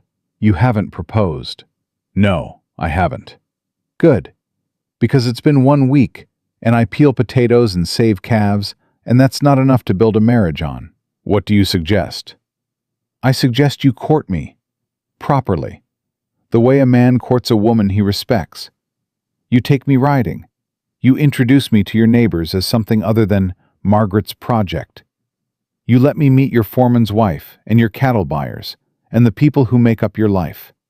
And if, after all of that, we both still want this, then you ask me properly. On a day when I'm not covered in flour." Caleb stared at her. Then he did something she'd never seen him do. He smiled. Full. Open. The kind of smile that transforms a serious face into something younger and lighter and startlingly human. "Yes, ma'am." "Don't call me ma'am. You're not a ranch hand." "What should I call you?" "Nora's fine. It's always been fine." Nora. He said it the way some men say a prayer. Not loud, not showy, just honest. Can I start the courting today? You can start by fixing the third step on the front porch. I almost broke my ankle on it yesterday. That's courting? That's practical. Courting comes after the step is fixed. He stood up, put his hat on, looked down at her with that half smile still lingering. I'll get my tools. Caleb. He stopped. Thank you. For the week. For not sending me home. Thank you for not going. He walked toward the barn. Nora sat on the porch and let the morning settle around her. Maria appeared at the back door with 2 cups of coffee. She handed one to Nora and sat beside her. Margaret's carriage is being loaded. I know. Clara's going with her. Good. Caleb's getting his toolbox. I told him to fix the front step. Maria sipped her coffee. You told the man who just declared himself to go fix a step. The step is dangerous, Maria. The step has been dangerous for 2 years. You're deflecting because you're happy and you don't know what to do with it. Nora looked at her coffee. Maybe. Definitely. They sat together, 2 women on a porch in Wyoming, drinking coffee on a summer morning that felt different from every morning before it. Not because anything dramatic was happening, but because something had finally stopped. The tension, the uncertainty, the constant bracing for the next blow. For the first time in 7 days, for the first time in years, Nora Whitaker was sitting still without waiting for something bad to happen. It felt strange, uncomfortable even, like wearing new shoes that hadn't been broken in yet. But it fit. Margaret's carriage left at 10. Nora didn't watch from the window this time. She was in the kitchen, planning the week's meals with Maria, writing lists on the back of an old envelope because there wasn't any proper paper. Maria looked at the lists. You're planning for 22 men. 22 hands plus Caleb plus you and me. And your father. When's he coming? Nora paused. Caleb said he could keep the books. I heard. Tom will ride to town tomorrow and bring him back, if you give the word. Nora set down the pencil. Give the word. Maria nodded. About time that old man had something to do besides feel sorry for himself. Maria, I say it with love. I've never met your father, and I already respect him because he raised you. But a man without work is a man disappearing, and I suspect Henry Whitaker's been disappearing for a while. Nora didn't argue, because it was true. Tom rode out the next morning. He carried a letter from Nora, 3 lines long, because Whitakers didn't waste words any more than they wasted money. Pa, there's work here, real work. Bring your good shirt and your reading glasses. I'll explain when you arrive. Nora. The afternoon was quiet. Caleb fixed the front step. Then he fixed the gate hinge that had been squeaking. Then he replaced a cracked board on the porch railing. Nora came out at 3 with a glass of water. You've been at this for 4 hours. You said courting starts after the step. I said courting starts after the step is fixed. You've now fixed the step, the gate, and half the porch. That's not courting, that's renovation. He took the water, drank it, looked at her over the rim of the glass. What counts as courting, then? Walking? Talking? Telling me something about yourself that doesn't involve cattle or fence posts? I don't know if I have anything that doesn't involve cattle or fence posts. Try. He set down the glass, took off his gloves, leaned against the railing he'd just repaired. When I was 12, my brother Jacob and I found a hawk with a broken wing behind the barn. We built a splint out of sticks and my mother's sewing thread. Fed it for 6 weeks. It healed and flew away, and Jacob cried for an hour because he wanted to keep it. He paused. I told him you can't keep something wild. You can only love it enough to let it choose to stay. Nora stood on the porch. The glass of water was in her hand. The afternoon was hot and still and full of dust and something that felt like the beginning of the rest of her life. "That counts," she said softly. "As courting?" "As everything." He looked at her. She looked at him. Neither of them moved. The distance between them was 3 feet of porch board and 6 years of grief and a week of impossibility, and neither of them closed it. Not yet. But the gap was getting smaller, and for the first time, neither one of them was afraid of what would happen when it finally closed. Henry Whitaker arrived on a Tuesday. Tom Booker brought him in on the supply wagon, and Nora heard the wheels before she saw the man. She set down the bread knife, wiped her hands, and walked to the front of the house without running, because running would have told everyone watching how scared she was. Scared that he'd look worse than she remembered. Scared that the ride had been too much. Scared that he'd see this ranch and this life and this man she was building something with and think she'd lost her mind. Henry climbed down from the wagon with his left arm tucked against his body, the way it always was now, bent at the elbow, the shoulder frozen from the lumber accident, the hand still functional but weak. He was thinner than 3 weeks ago. His shirt was clean but hung loose at the collar. He looked at Nora. She looked at him. Neither of them spoke. Whitakers didn't make scenes. They held things in and let the pressure build until it came out sideways in hard work or long silences, or, on rare occasions, a single sentence that carried the weight of everything they couldn't say. Henry said, "You look fed." Nora's throat closed. "I am." "Good." He looked at the ranch, at the fences and the barn, and the house with its new porch step and repaired railing. His eyes moved the way a man's eyes move when he's measuring something against everything he's lost. "This the place?" "This is the place, Pa." "And the man?" Caleb came around the side of the barn. He'd been waiting. Nora knew that because he'd asked her what time Tom expected to arrive, and then disappeared exactly 30 minutes before, which was Caleb's version of giving someone privacy while staying close enough to matter. He walked up to Henry, took his hat off, extended his hand. "Mr. Whitaker, I'm Caleb Mercer." Henry looked at the hand, then at the man, then at Nora, then back at the hand. He shook it, firm, one pump, the way men shake hands when they're deciding whether to trust each other or hit each other. "My daughter tells me you need a bookkeeper." "I do." "She tell you I can't lift my right arm past my chest?" "She did." "And you don't care about that?" "I care about numbers, Mr. Whitaker.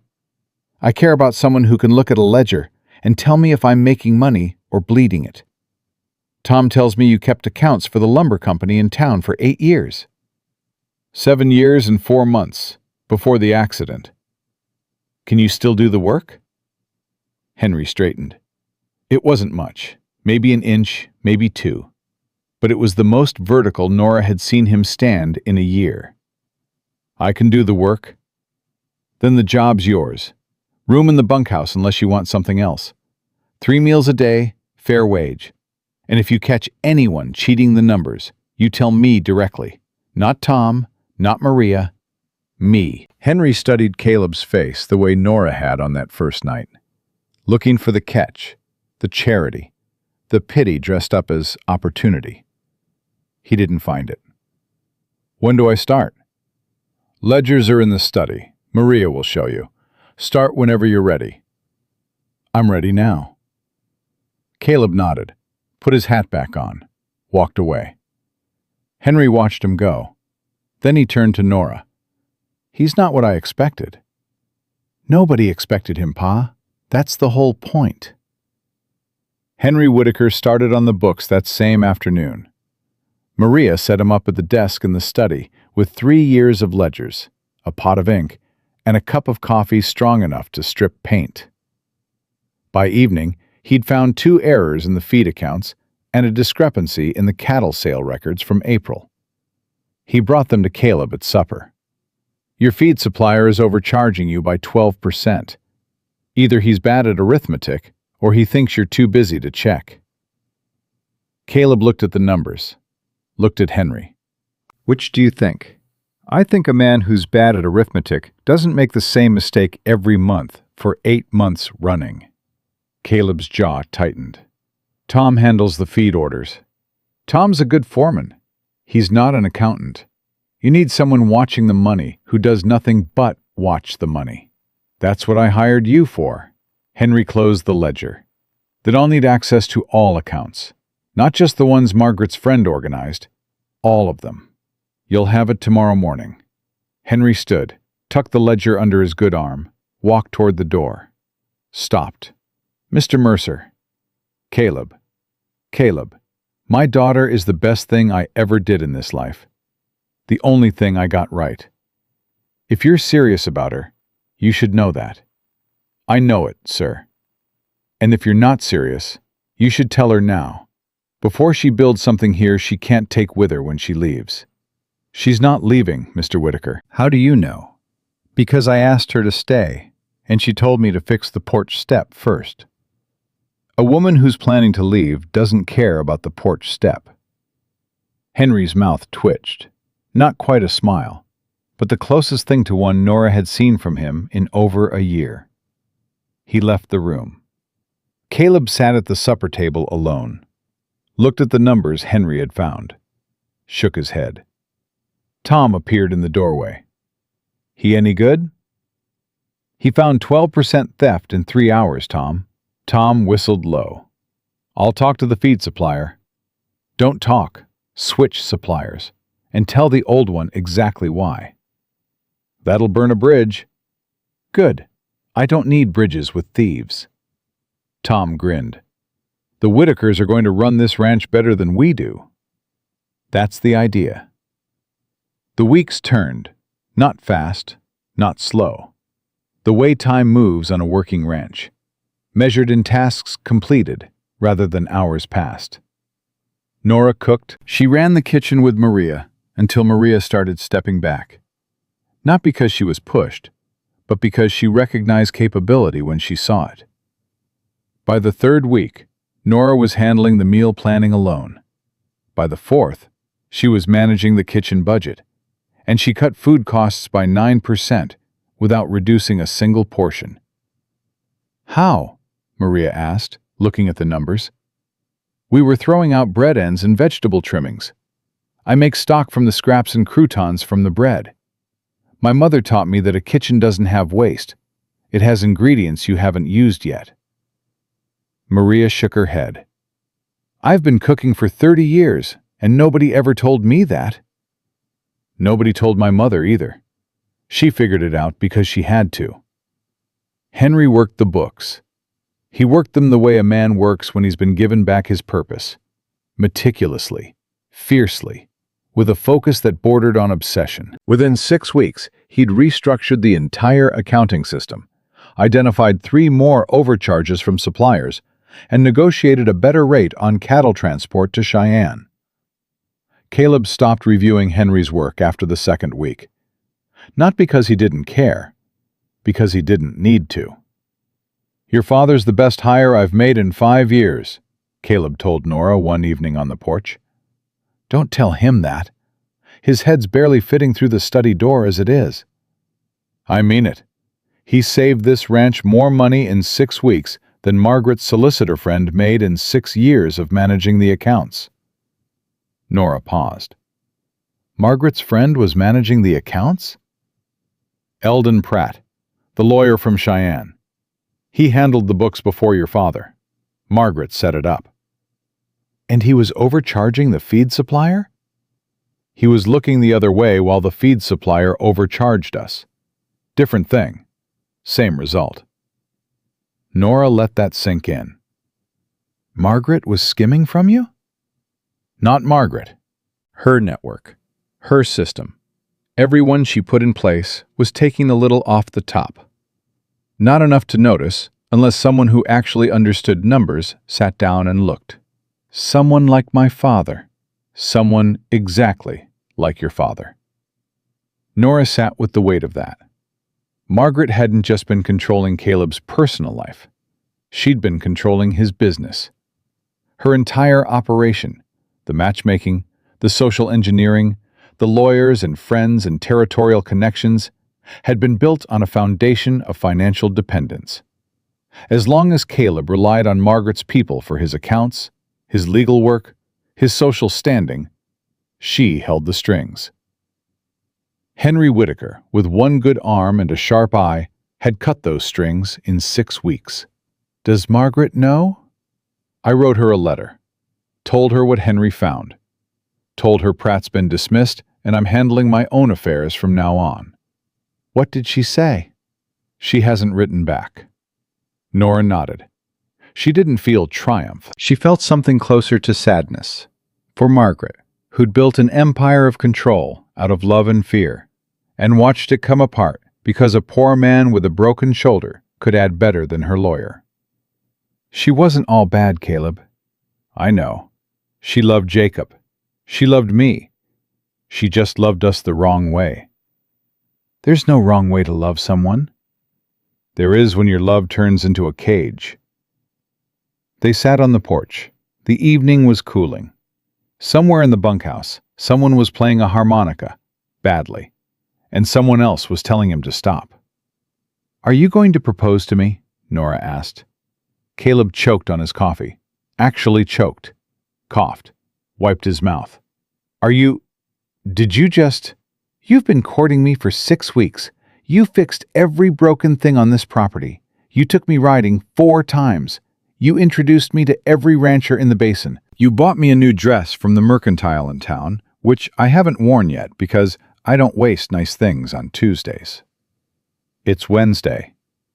I don't waste nice things on Wednesdays either. My point is, Caleb Mercer, are you building towards something, or are you just going to keep fixing hinges until this ranch runs out of doors? He set his coffee down, turned to face her fully. I was planning to ask you Sunday, after church. I talked to Reverend Whitfield last week. You talked to the Reverend before you talked to me?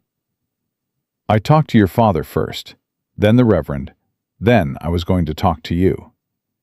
And what did my father say? He said, "It's about damn time," which is the most words he's said to me in a row since he got here. Nora laughed, full and real and startled, the way laughter comes when it breaks through something you've been holding too tight. Don't wait until Sunday. What? Ask me now, on this porch, in my old dress, with bad harmonica music and no witnesses.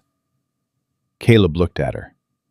You want me to propose on a Wednesday with no ring? I want you to propose on the day you're ready. And if you talked to my father and the Reverend last week, you've been ready for 7 days.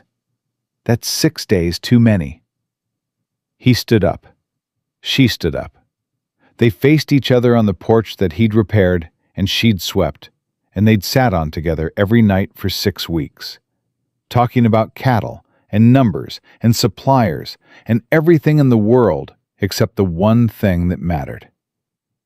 Eleanor Whitaker. Caleb Mercer. I've got no ring. I've got no speech.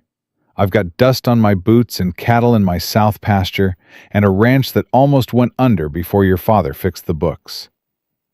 I'm not a man who says pretty things. I'm a man who fixes porches and works cattle and goes to bed tired every night. Sounds about right. But I am asking you, not because Margaret left, or because Catherine left, or because your biscuits saved my crew from mutiny. I'm asking because 6 weeks ago, a woman walked into my kitchen with nothing but a mended dress and her own 2 hands, and she changed everything. Not by trying to, by being exactly who she was. Nora's eyes were burning. She would not cry again. She'd cried once, and that was enough for the year. She cried anyway. "Will you marry me, Nora?" "Yes." One word. No hesitation. No conditions. No negotiation about porch steps, or proper timing, or Wednesday versus Sunday. Just yes. Caleb reached for her hand. She gave it. His fingers closed around hers, rough against rough, callous against callous. Two people who'd worked hard enough to have hands that told the truth about their lives. He didn't kiss her. Not yet. They stood on the porch holding hands like two people who'd just agreed to jump off a cliff together and were taking one last breath before the fall. Maria's voice came from inside the kitchen. "Finally!" They both laughed, and the harmonica in the bunkhouse hit a note that was almost right, and the evening settled around them like a hand on a shoulder. And for one perfect moment, the entire ranch held its breath. The wedding was small. Reverend Whitfield officiated. Tom Booker stood as witness. Maria cooked enough food to feed 40 people, which was roughly what showed up. Ranch hands, neighboring families, the Hendersons from the feed store, the Clarks from the Eastern Range. Nora wore the dress Caleb had bought her. Blue. Simple. Good cotton with no patches and no mending and buttons that all matched. She'd resisted wearing it for weeks, saving it, rationing it the way she rationed everything good in her life. Maria had told her that morning, "Put the dress on, Nora. You're not saving it for a better day. This is the day." Henry Whitaker walked his daughter to the front of the ranch house, where the Reverend was waiting. He walked slowly. His bad arm hung at his side.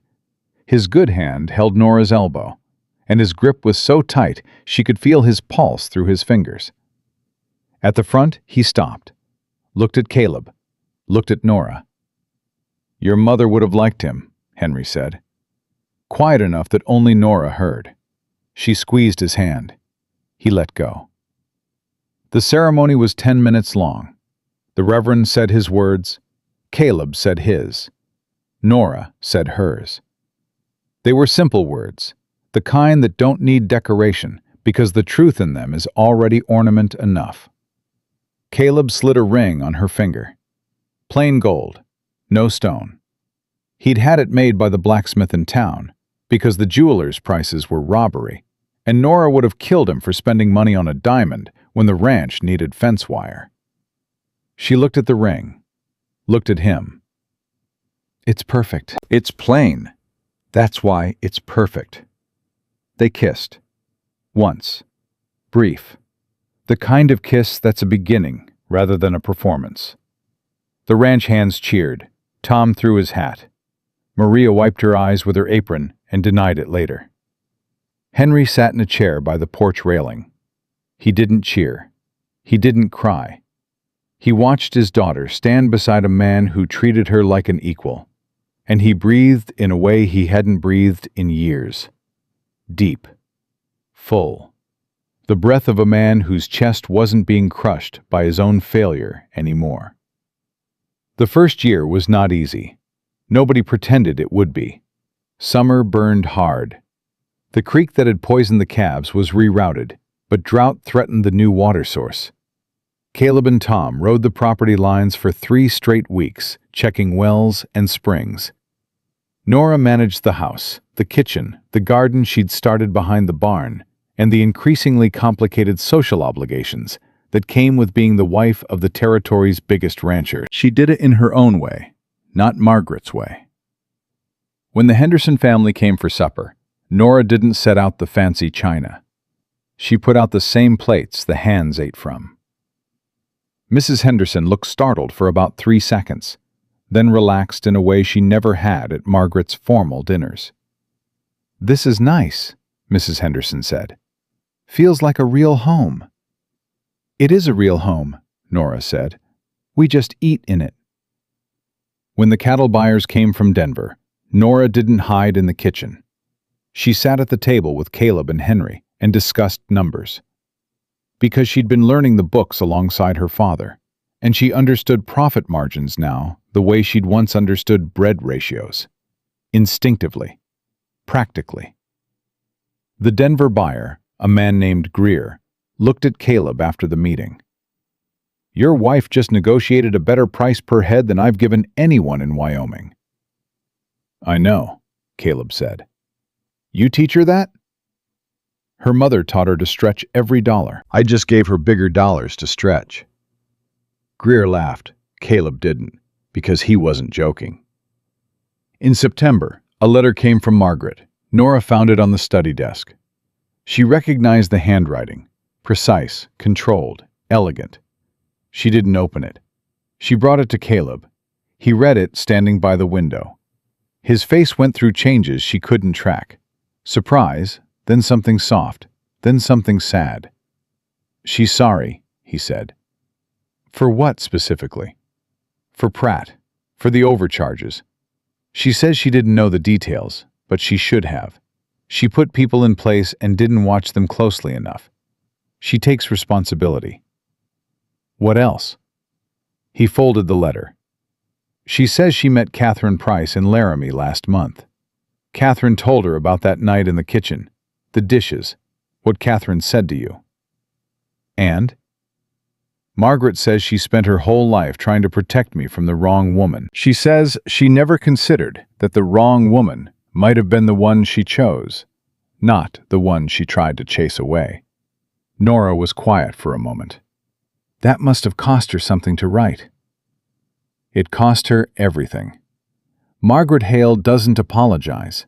It's not in her constitution." "People change." "Do they?" "We did." Caleb looked at her, folded the letter into his pocket. "She wants to visit. Christmas. If we'll have her." "Write back. Tell her yes." "You sure?" "She's family, Caleb. Complicated family. The kind that drives you crazy and makes you question your sanity and shows up with lawyers uninvited. But family." "You're more forgiving than I am." "No, I'm more practical. I'd rather have Margaret at our table arguing with my father about numbers than Margaret in Cheyenne stewing alone. Alone is how she got dangerous in the first place." He almost smiled. "Your father and Margaret at the same dinner table. That ought to be something." "It'll be a bloodbath, but a polite one."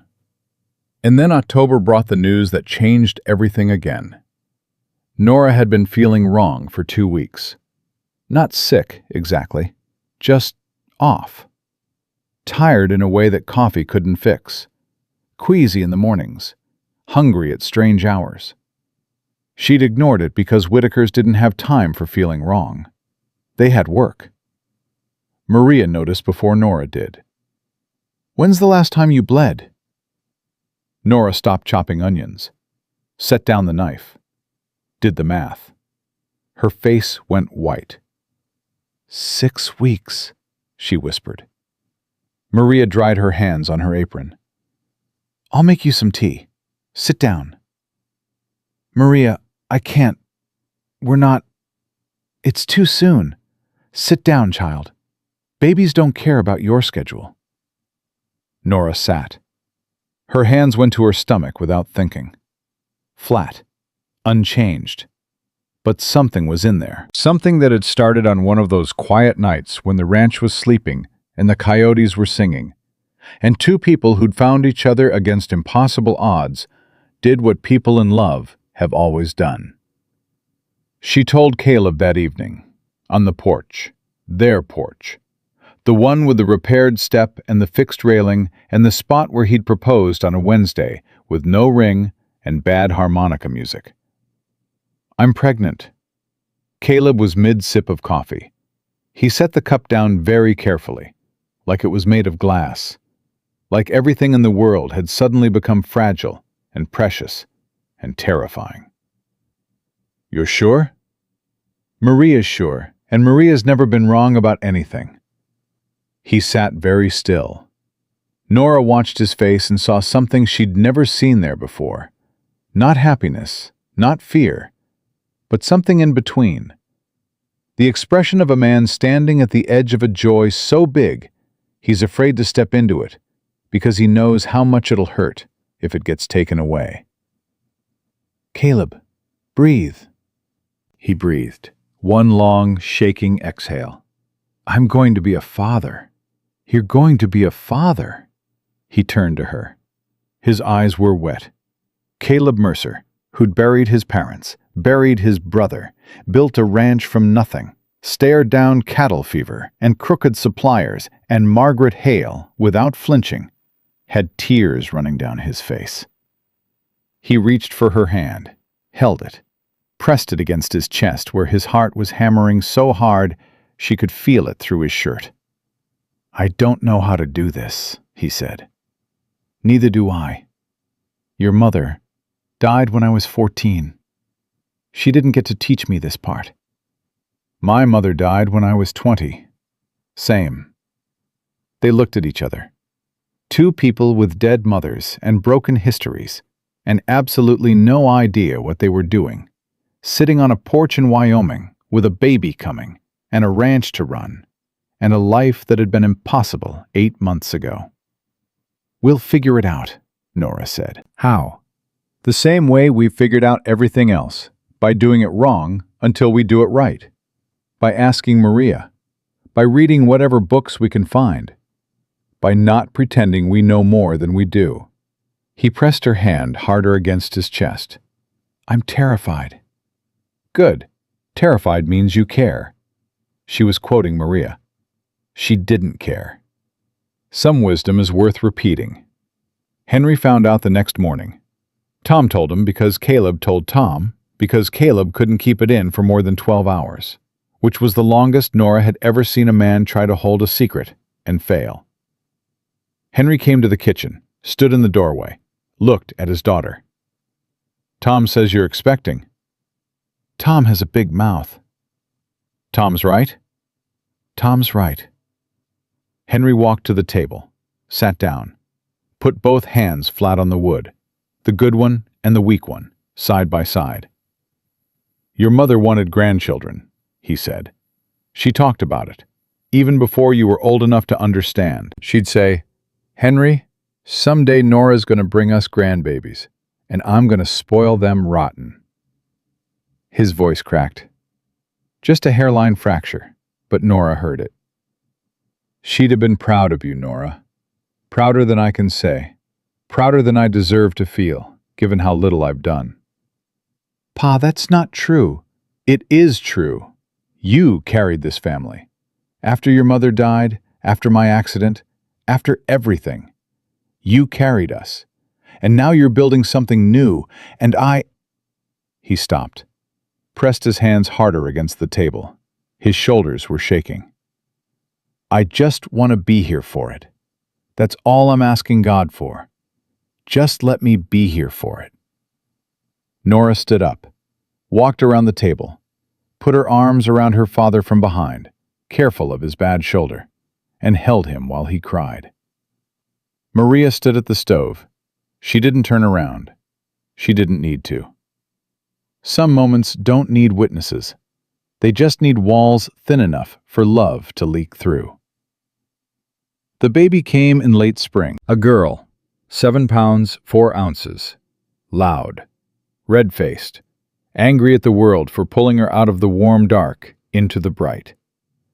Nora named her Ruth, after her mother. Caleb held his daughter for the first time with hands that could rope a steer and dig a post hole and build a coffin, and those hands trembled like leaves. "She's so small," he said. "She'll grow." "What if I break her?" "You won't." "How do you know?" "Because you hold everything that matters to you the same way, carefully, with both hands, like you know how rare it is." He looked at Nora. She was exhausted, sweat damp, hair loose. The strongest, most terrifying, most beautiful person he had ever known. "Thank you," he said. "For what?"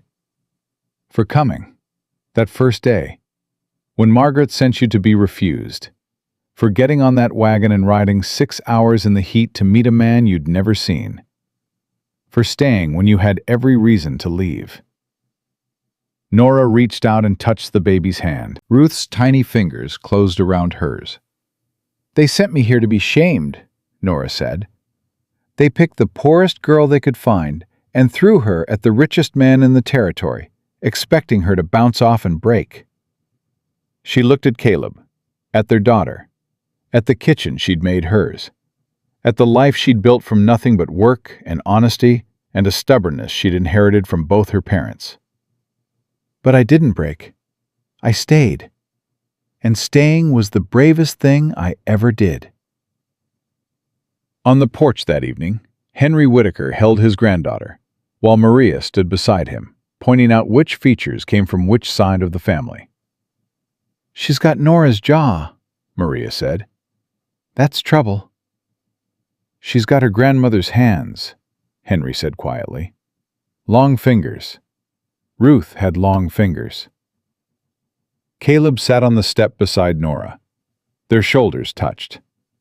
The ranch hummed around them, cattle settling, hands laughing, the blacksmith's forge cooling with a tick and hiss. "Margaret wrote again," Caleb said. "She's coming for Christmas. She's bringing a gift for the baby." "Of course she is. It'll be the most expensive gift Ruth owns." "Probably. You mind?" "I mind if she brings a lawyer. Otherwise, she's welcome." He laughed, low, warm, the laugh of a man who'd finally stopped bracing for loss and started building for keeps.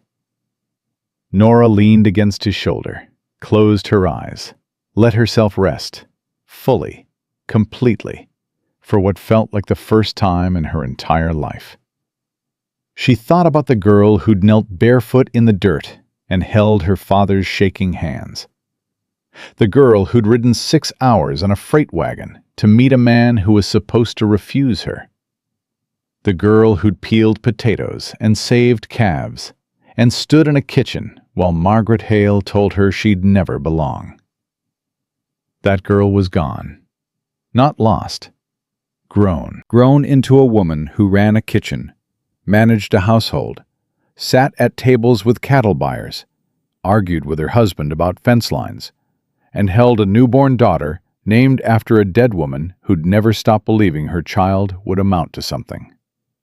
Some wealth is counted in acres, some in gold, some in cattle or contracts or territorial connections. But the rarest wealth, the kind that can't be stolen or taxed or lost in a drought, is the kind that stands tall in dust, holds steady in storms, and answers every person who ever said, "You're not enough," with 2 words that echo louder than any fortune: "I stayed."